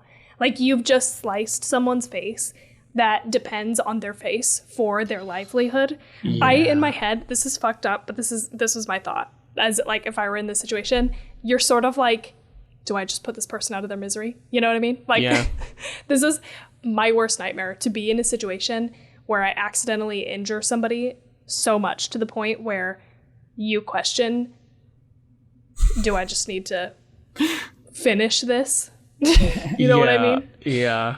And so I was thinking that she was going to do it immediately. And I was surprised, actually, that she didn't, right? Because she slices her face and leaves her there for a second. Doesn't she go into the bathroom? She backs up and then she like rips out a huge chunk of her hair, and it's so fucking gross because she throws it onto the ground and you can see like her scalp attached to it. Very important. Yes. Yeah. Oh, it's so gross because you can see like hair, but it's also her entire fucking like scalp that's like, oh. When you put something out of its misery, though, it's because you have compassion for that thing. So I think she is standing there letting this girl just be like, oh shit. And she's like, yeah, bitch.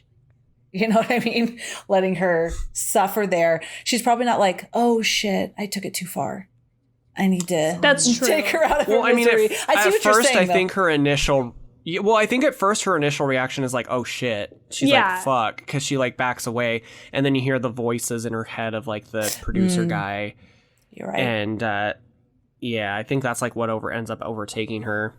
You guys are right. But I remember that. Yeah. But then we get to that one, the dumbbell one. Is that the next one? Yes. Yeah. That was good. Well, I think she comes. I think she comes back and stabs her a bunch in the stomach. Yeah. First, leaves her for dead. Then the dumbbell. Fuck. That one's rough. I was like, that dumbbell. I knew as soon as they showed the first shot of it, I was like, oh no. But I didn't expect. I thought she was going to take out the guy.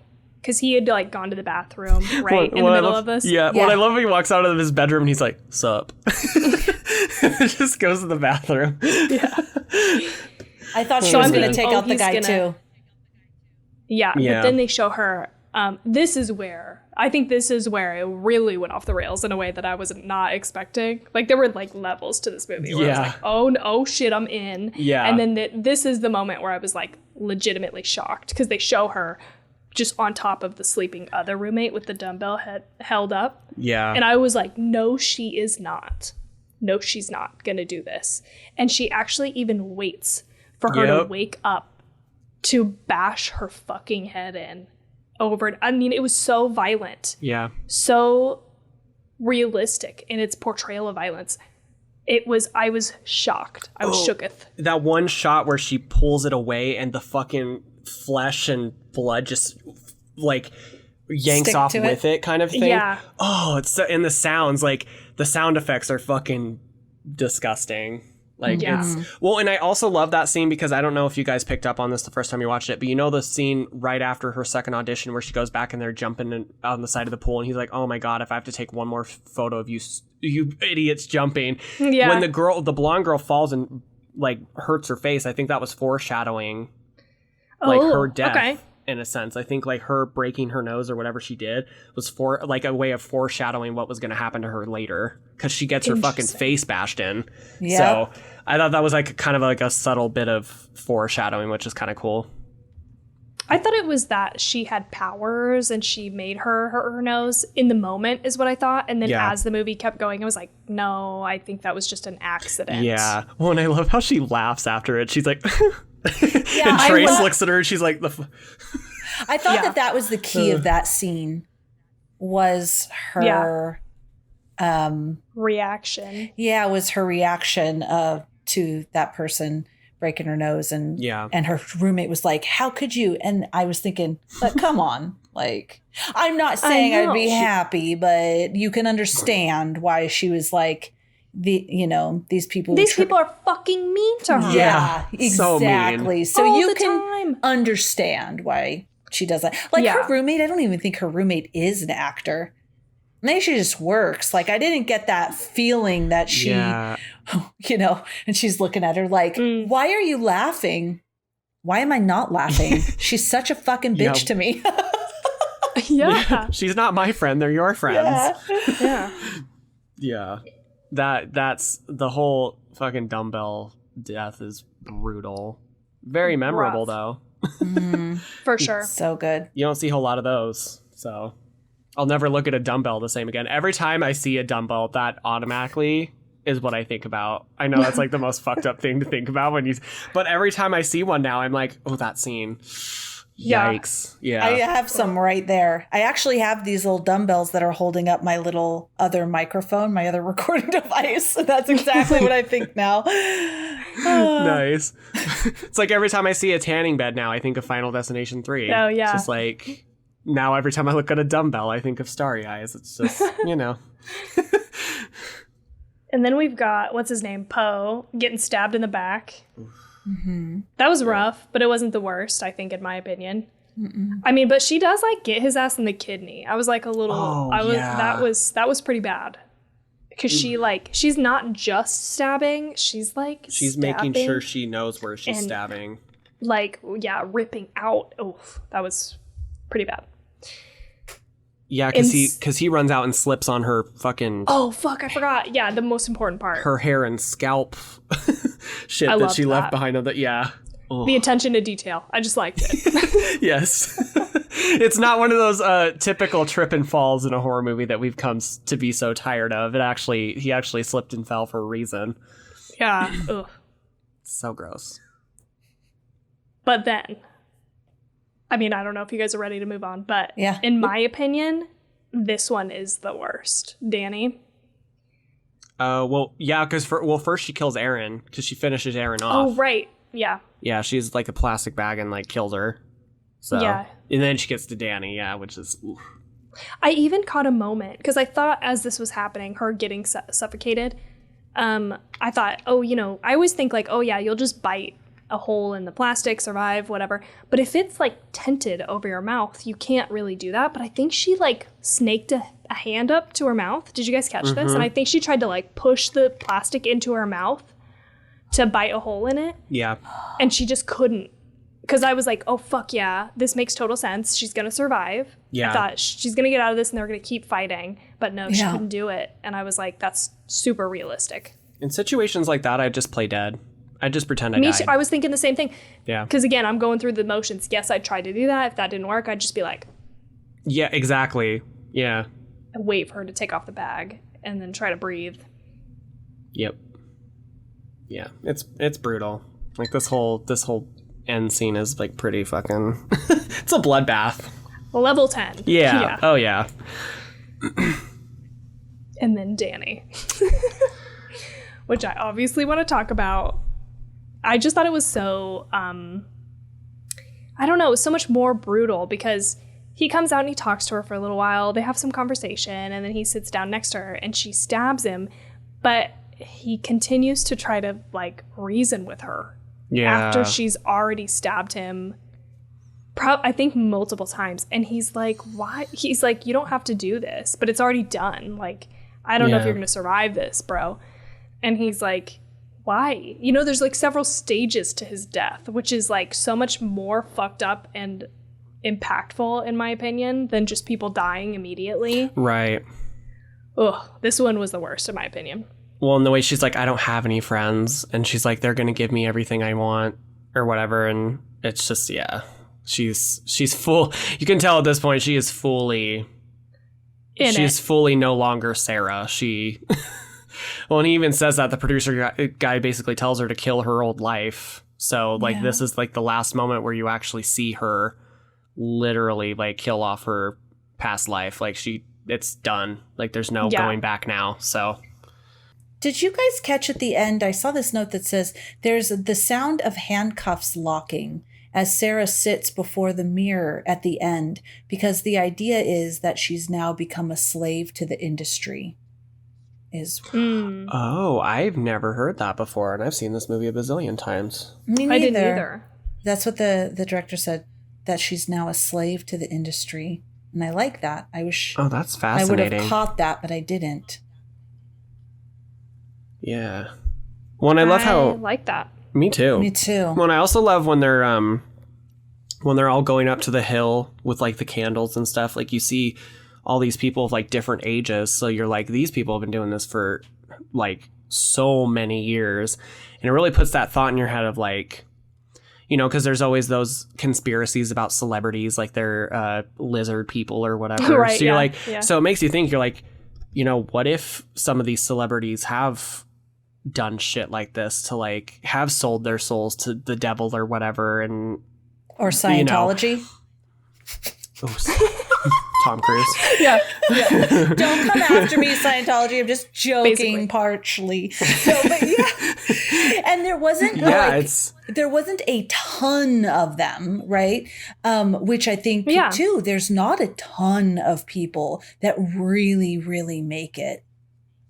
I like how that they weaved it in. Like, I don't think like they're all Satanists or anything. That's the exaggerated of how far will you go, Right. But only there's not a whole lot that will, you know, go as far as they need to go. I'm not saying you need to give blowjobs or anything like that. Of course not. But I'm just saying, even in general, if we think it more philosophically, right, as well. Yeah. I also like how remote and like not noticeable the places, right, that they bury her. Like they show the shot of her like getting out of the dirt and walking home, and you're like, this is just under some fucking like radio tower out in the middle of nowhere, LA. But I liked that because it felt like, well, yeah, why would it be? You know, it always has to be some like prominent fucking thing. Yeah. But I liked how underground this felt. You're for right. that reason. Because you would almost feel like for this scene they would do it right by the Hollywood sign or something. Exactly. It's like, oh, here's the Hollywood sign right behind her. Is she right? Which, I mean, would have been a really cool shot. But I'm glad that they didn't do that, because it's like we don't need it, because it doesn't need to be like thrown in our faces. We get it. I also liked it because it kind of lends to is this the location that they could get? Because as the going back to the more kind of what did you say, Tawny, in the beginning? This film, not student film, but the low budget type of feel, which I dig, because there's a couple things I wanted to share with you guys. So that made me think of this as you were talking about, you know, where she actually emerges. So the scene on the train platform, you know, where she was, you know, getting the train, was shot without a permit. The van with the bookshelves and the lining that were lining, you know, Danny's van was an actual van that their friend had and sleeps in. So there was a lot of these different, there was also this, there was at 29 minutes, there's a guy that's on the TV. And I have to go back to look at it. But this person was actually a contributor to the Kickstarter. And he chose his reward is to have a cameo in the film. But he was in Florida and the production couldn't afford to fly him out. So instead, they wrote a bit for him to record himself doing that they could play on the television. Is that the part where we see the TV in the apartment for a second, and there's like somebody's fighting on the TV? Yeah, I think it's the one where he's doing the audition, like where I think they're watching audition tapes in the apartment, and Erin's like, oh, watch this one. And he's like, no offense, but this is fucking stupid. Yeah. I think that might be who it is. I totally remember what you're talking about. Yeah, because that's the only really standout television scene besides when she goes at the end into the house and there's a movie playing. Yeah. But that's way later. So I bet that's what it is. That's funny. That's hilarious. That's what I was thinking of, but you're right. That's way later. So but I really loved all those facts together because they're all like, it contribute to the kind of the low budget nature of the movie, and everybody, like Michael was saying in the beginning, chipping in to make this movie, and also tying it back to what we originally kicked this whole off is where she was buried. Like, I like that it was nondescript as well. Was this the location that they could actually get it done without a permit? Right. Yeah. There's something else I wanted to bring up really quick before we wrap up. There was like, the dress that she wears to the audition is like so like, you know, classy and nice. And then when she does like when she goes to his house the second time for the second chance thing, she's wearing like a really short dress. Like she almost kind of looks like a streetwalker. And when she's like low cut too. very low cut. So it's like a very, very large contrast to like even what she's wearing from the start of the film to the end of the film. Like what she like the way she dresses also kind of ties into like what she's willing to do to get forward in her career. Like she's getting rid of all of her morals, all of her values that she once held true to herself. Even like in the way she's dressed, like that really shows like where her morals are kind of going down, like going. I think you see that too in the very last scene with Tracy. She's completely nude. Yeah. And does not care about it, which I think harkens back to the first audition scene or second audition scene where they're like, we want to see you bare. Yeah. Right? Yeah. Yeah, so she shed everything, all of those inhibitions. Yep. Yeah. I just want to mention one last thing as well. My favorite visually, my favorite part visually was when she was in that bag or that sack or whatever, you know, being reborn, and just like you could see her body within this and her mouth and this. I love that. I rewound it to watch that piece again. When she like tears out of it, looks so cool. Yeah. I had to go back and rewatch this because I wasn't sure what was going on, and it is very like what's the word? I don't know. Like it's like figurative, right? Like they're kind of she's because I was like, where is she? I felt like she was underground, and then I felt like she wasn't, and then I felt like, oh, she must be because she came out of the ground. Yeah. But I liked it a lot too, Felicia. The moment they showed that shot of the overhead of her in the bag, I was like, this is fucking brilliant. Loved it. Yeah, so beautiful. Her emerging from that. Oof. And I like the music that's playing because it's like almost like a chorus of people like singing along with like, because they're all chanting. They're like, hail Astraeus, hail Astraeus. And like while they're doing that, the music's like building. And it's just really cool. It's like a great moment. Yeah. But then you get she's ready to transform. There it is again. What is that fucking voice? It's from a Disney movie, and I can't. He just has a very distinct voice. Like I don't know what it is, but his voice is something else. Maybe he did one of the voies. No, I'm talking about you right now. Doing that voice is reminding me of it. I just had one last question for you guys. Because I felt like there was something with the hair, right? Because early in the movie, she's pulling out her hair. It's kind of a way to, it's like a compulsive behavior, right? Might be like self-harm. But by the end of the movie, as she transforms, she loses all of her hair. And I just felt like there was something there, but I don't know exactly what it is. I feel like I can theorize, but I just wanted to see if you guys had thoughts on that. Yeah, no, I don't know, but I definitely think there's something. So what were you going to say, Michael? No, I was just going to say, like, I think it's just part of her like full transformation. I don't know if it like, I'm wondering the same thing you are, Tawny. And I wonder if it's because like now that she doesn't have hair, I wonder if that's like a thing that's like, I mean, cause she obviously puts the wig on and stuff. But I wonder if it's just like now that she's fully confident, she doesn't need all that to make her feel, I don't know. Do you know what I mean? Yeah. So I don't know if that's supposed to just be like she's a pure form of her former self now. Like she's like completely like stripped away from everything that she once had. So it's like her hair's gone. It's just like a clean slate for her kind of a thing. And I don't know if that's what that means or if I don't know. That's a good question though. I was gonna say, based a little off that, because like you mentioned, Tawny, how she would pull it, and she had mentioned has done it since it is like a nervous thing, and then she's done it since she was a kid, and it's when she's disappointed in herself, and so this transformation she's going through, she's ripping it out in chunks, and there's still that you know those doubts, those inner doubts, inner blocks, you know, anger towards self, frustration, and she's ripping it out, and now it's gone. And now all of that from her past, how she used to feel, all those things that would make her nervous or doubtful, what have you, is shed. Yeah. Yeah. And now she's anew. Sorry to interrupt you. I didn't mean to. You didn't. That's it. I feel like it could represent that, or it could represent just the fact that she's like not human anymore, right? Yeah. Or it could, but I like your idea, Felicia. It almost represents the absence of anything that she could be hard on herself about, because now she's removed all of those doubts. Or you could see it like we were talking about with the clothes, right? Like as she removes the clothing, she's less and less of this like facade of herself and more of just her bare self, because she even says to Danny, like, they see my true self. Well, what is my true self? It's when I bare myself, right? And I'm vulnerable.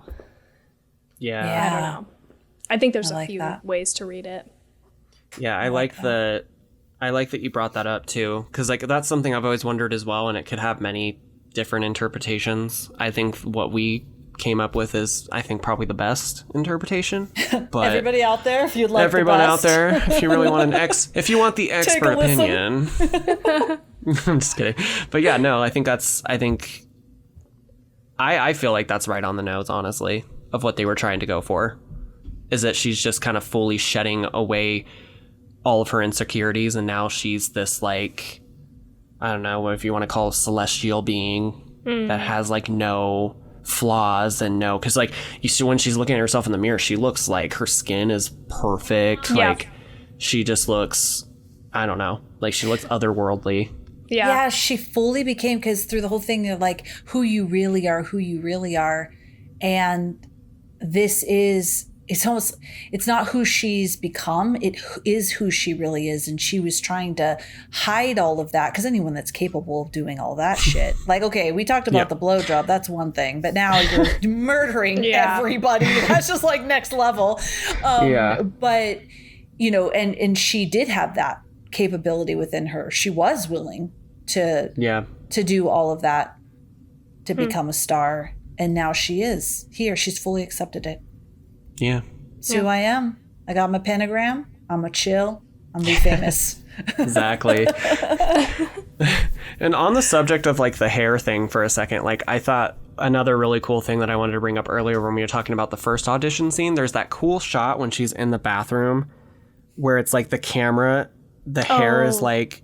shows the hair. It's so cool. Like some of the shots that they do in this movie are really cool, because it's like we get really into like this perspective of Sarah a lot with a lot of these like perspective shots that they do, which I think also helps us as audience members like fully kind of lend ourselves in the situation. Like we kind of put ourselves in that situation. It's easier to do that when they've got shots like that where it's like it's almost from our perspective, which is really cool. Yeah, I love she's it when they looking do down stuff at like her that. feet in the bathroom. Yeah. Agreed. And I also love the way she says, "I want to see your fit, Sarah." When she's like, "What was that you were doing in the washroom, Sarah?" She's like, "What are you talking about?" She's like, "You're fit." Yeah. I want to God. see your fit, Sarah. Jade was like, what is she talking? He came in for like 2 seconds. He was like in the kitchen. He's like, what the fuck is she talking about? Like a fit. Like a like you're a temper having tantrum. A fit. Yeah. Yeah. Not her outfit. Yeah. Oh my God. I have this 2 quick pieces of trivia that I left here because I thought they were interesting, but I don't know where to plug them. So real quick, I just want to share them with all of you. Okay. So Sarah's initial audition for the cult was shot in Brian Odovik's, so he made the Whackness, I don't know, production office, which used to belong to Howard Hughes. So the famous story about Howard Hughes peeing in all the bottles and locking himself in his office literally happened right above this office. I just thought that was interesting. Wow, that is cool. Because it makes me think of when Leonardo DiCaprio, did you guys see that? The Aviator, where he plays Howard Hughes? Yeah. And he's with the pee and everything? Yep. You should. It's good, Tawny. What the hell are you talking Tawny's about? like, the fuck? I'm going to leave it at that. So if you guys have not seen it, go check it out and see this movie about Howard Hughes and the pee in the bottles and where he goes crazy. It's so fucking good. You got to see it. So that's that. I'm glad at least Michael and I was talking about, so you guys are like, what? And then the second piece is... So remember when I mentioned the unmade film, like this was inspired by all the women auditioning or all the people auditioning for the film they didn't make? Okay. So the unmade film that I mentioned resulted in an actor who stole their script, went back home somewhere overseas, and proceeded to start giving interviews about how he had written that script for that, the movie that he auditioned for, and landed David Lynch to direct. He even embellished further, saying he had auditioned for Lynch, and the famed director simply shone a spotlight on him for a couple hours before saying he was hired. So he said this whole thing was his. So they stole the idea. For Sarah's follow-up audition at 22 minutes. So I thought that was interesting. So this guy auditioned, stole the script, went back home, was like, yeah, this is my movie. Like, I wrote this, David Lynch's. And then he had said that David Lynch had shown a spotlight on him for a couple hours before saying, you're hired. And so then the directors stole that idea for Sarah's follow-up audition. That was crazy. That was a roundabout little story. Yeah, that's a loser. Like is that why that script never got made? Is that why that movie never got made? Is because he stole it, or can they still make it now? I don't think so. That wasn't the impression I got. There was another thing I read where they just ended up not making that particular movie. I don't think it was because of that guy. I think that was just something that they had found out about, because he was overseas. It's not like he got super famous or anything for it. He was just giving interviews about it, and it was all he just bullshit. Wanted his 10 minutes, his 15 minutes of fame. Yes. Wow. Funny. That's crazy. That's all I got. That gives a lot of context to that, like that situation. It gives a lot of context, which is, I think it's really cool that they took inspiration from that for that second audition scene. Yeah. It's really cool. So, yeah. I just love this movie. So much to love about it. So yeah, there was a lot to it. It felt like a very like I said in the beginning, a straightforward movie, but there was like depth to it, and there was stuff to talk about, which I wasn't sure about because I didn't do the research, right? Like I just watched it and came into this conversation, so I wasn't sure that would happen, but I've been pleasantly surprised. Yeah. Tawny, who is that director you love? You talk about him all the time, and his name is escaping me. There's like a document or a TV series about horror movies and Eli Roth. So when I was watching this movie, and I literally couldn't, the fingernails just linger, but I was watching as that woman got her skull completely crushed with the barbell, the weights. I was thinking of what you had said, he says, where those things where we can relate to it creep us out more than if we're completely removed from it and we can't relate. And this has no point except that I wanted to say that because I experienced that with this movie. Yeah. For sure. Which, it just makes me happy that you guys enjoyed it and that you guys liked it. So, yeah. Yes. Yeah. Michael, and it was a blast to talk about this film, too. So, yeah. It totally was. Before you go anywhere, though, we need to rate this bad boy. Michael, would you like to go first? Sure. Oh, no. Okay, no, I there can was go a long pause on me. Sorry, I don't know why I hesitated. And this is just out of 5, right? Just to remind you. Okay. I'm going to give it a 4.5 out of 5. Okay. The only reason it doesn't get a perfect 5 for me is, like I said, I just think that I don't know. I just don't like the way it ends. It doesn't feel like sometimes I like movies that leave it open-ended, but for this specific film, I wish we could have seen like some sort of, I don't know, after effect of like how this jump started her career, or maybe it didn't. We don't know. But I don't know. Just I feel like a simple scene at the end would have sufficed. Like even just seeing her star on like the Walk of Fame or something would have given us all the answers that we needed. And I just feel like that kind of leaves me wanting a little bit more, like wanting to know what happened to her after this movie. So I think with that, I think that's just the only thing that I have gripes about. Everything else is great. So. Okay. All right. I like it. Okay. Tawny, what do you think? Okay, I'm going to shock you with a lower score than I think you think I'm going to say. But I'm going to go a 3.25 on this.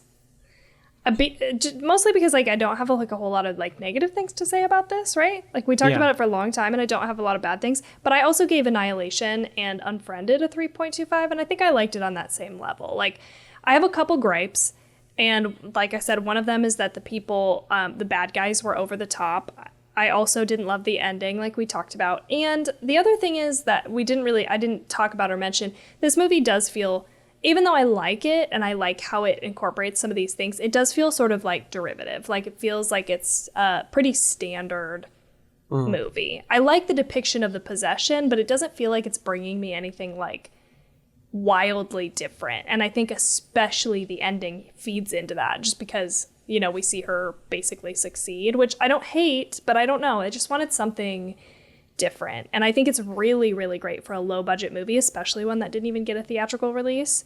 Yeah. And I definitely think it's worth a watch. That's why it's above a 3. So yeah, that's where I landed. 3.25. I think that's fair. Yes. So I also was a 3.25, but this is not a bad score for me because I was looking at other things like Amityville Horror, Inside. There were some other movies that I gave a 3.25 that I really enjoyed. His House. So there are movies that I liked. And however, looking at Titan, which was a 3.5, or It Follows, I think I liked it a little less than those movies, but still in the realm of movies that I really did enjoy watching and I liked. Just I think for some of the same reasons, like I like some of the stuff visually and it's hard. I think I liked it on the same level as those other movies. Because there was still, I think it's exactly what you both are saying. Some of the things like the evil people and maybe the ending, there's something not bringing it all together for me, but I really enjoyed what I saw. The things I enjoyed, I really enjoyed. So that's not a bad score. Like I fully enjoyed watching this movie. Yeah. Yeah. Totally. And I am surprised that more people don't talk about it and it doesn't get more airtime. Like it is like kind of an underground, appreciated movie just because I haven't even watched it until now. So Yeah. I don't know when the first time I watched it was. I don't think I watched it when it first came out. I think I watched it like 3 or 4 years after that. But yeah, I was like, why haven't more people heard about this movie or talked about it? I just feel like it's a movie that's worth talking about because it opens a very interesting conversation. Like not just about the film itself, but like I said earlier, about a lot of like the political type of stuff that it kind of does with like, you know, the subject matter of, you know, unearthing those dirty laundry of Hollywood. Totally. Yeah. The dynamics of trying to make it in Hollywood. Yeah. And show business. Mm-hmm. Yeah. It does a very good job at doing that, but not feeling like it's like so in your face that you're like, okay, you know? Yeah. So I like that about it too. Yeah. Okay. Michael, we love you. Please plug your podcast again. Tell everybody where they can find you, listen to you. Okay. Well, first of all, I love you guys too, very much. You can find me at the Wheel of Horror podcast. As I said at the start of the episode, you can find me on Instagram, TikTok. I have my merch. I have my Patreon, all under Wheel of Horror. And then also, if you would be so kind, leave me a 5-star rating and review on Apple Podcasts as well, because that helps help other people find the podcast. So, and I would also recommend that you guys do that for Tawny and Felicia as well, because you guys are fucking amazing. Well, thank you. You guys always kill it every time. Your episodes are so much fun, so informative, and you guys are just such a great bunch. I love you guys. Oh, thank you. Yeah, definitely check out Michael's podcast if you haven't already. He also does a lot of interviews, actors and directors. Yes. You do a lot of cool stuff over there. Yeah, a lot of lists. like Thank you. top Yeah. 5 or top 10 type Yeah. lists. So that's fun. I'm actually really excited to announce that I have a very special guest coming on. I don't know if you guys have heard of her. She's kind of, she's more in like the YouTube horror movie spectrum. She doesn't really do podcast stuff, but she has a horror channel, Spooky Astronauts. Have you heard of her? Oh yeah, yeah. I'm having her on my show soon. Yeah. Oh, amazing. Oh, cool. Yeah, I'm so That's so excited. awesome. I think it's going to be next weekend that I have her on. So, and she has like a little over 100K on YouTube. So I'm like, oh my gosh. How A lot fun. of it's yeah. I'm really excited. But Okay, yeah, Michael hustling over there. Good job, Yeah. Michael. It's cool. exciting things going on. So yeah, check me out if you guys are interested. So yeah, Absolutely. and thank you guys for having me on again. I love it. I will cherish every moment that I get to spend with you guys on this podcast. So it's so fun. Thank you. And thank you for bringing this movie. Yeah, course. it's always a joy. You always bring so much really cool conversation to the table, and we appreciate that. Thank you. Everybody, that wraps up this episode. Definitely go check out Michael. You could also check us out before I get there. Next episode, we will be talking about Nope. And I am so excited because I love aliens. So Nope will be coming out. We'll be watching it. We'll be doing an episode on it. Very excited.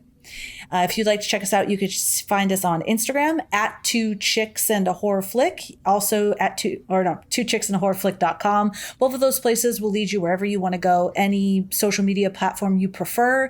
We also have merch. We have also our horror Discord community if you want to come and chat with us, and we put links and stuff of different research we've done. What else, Tawny?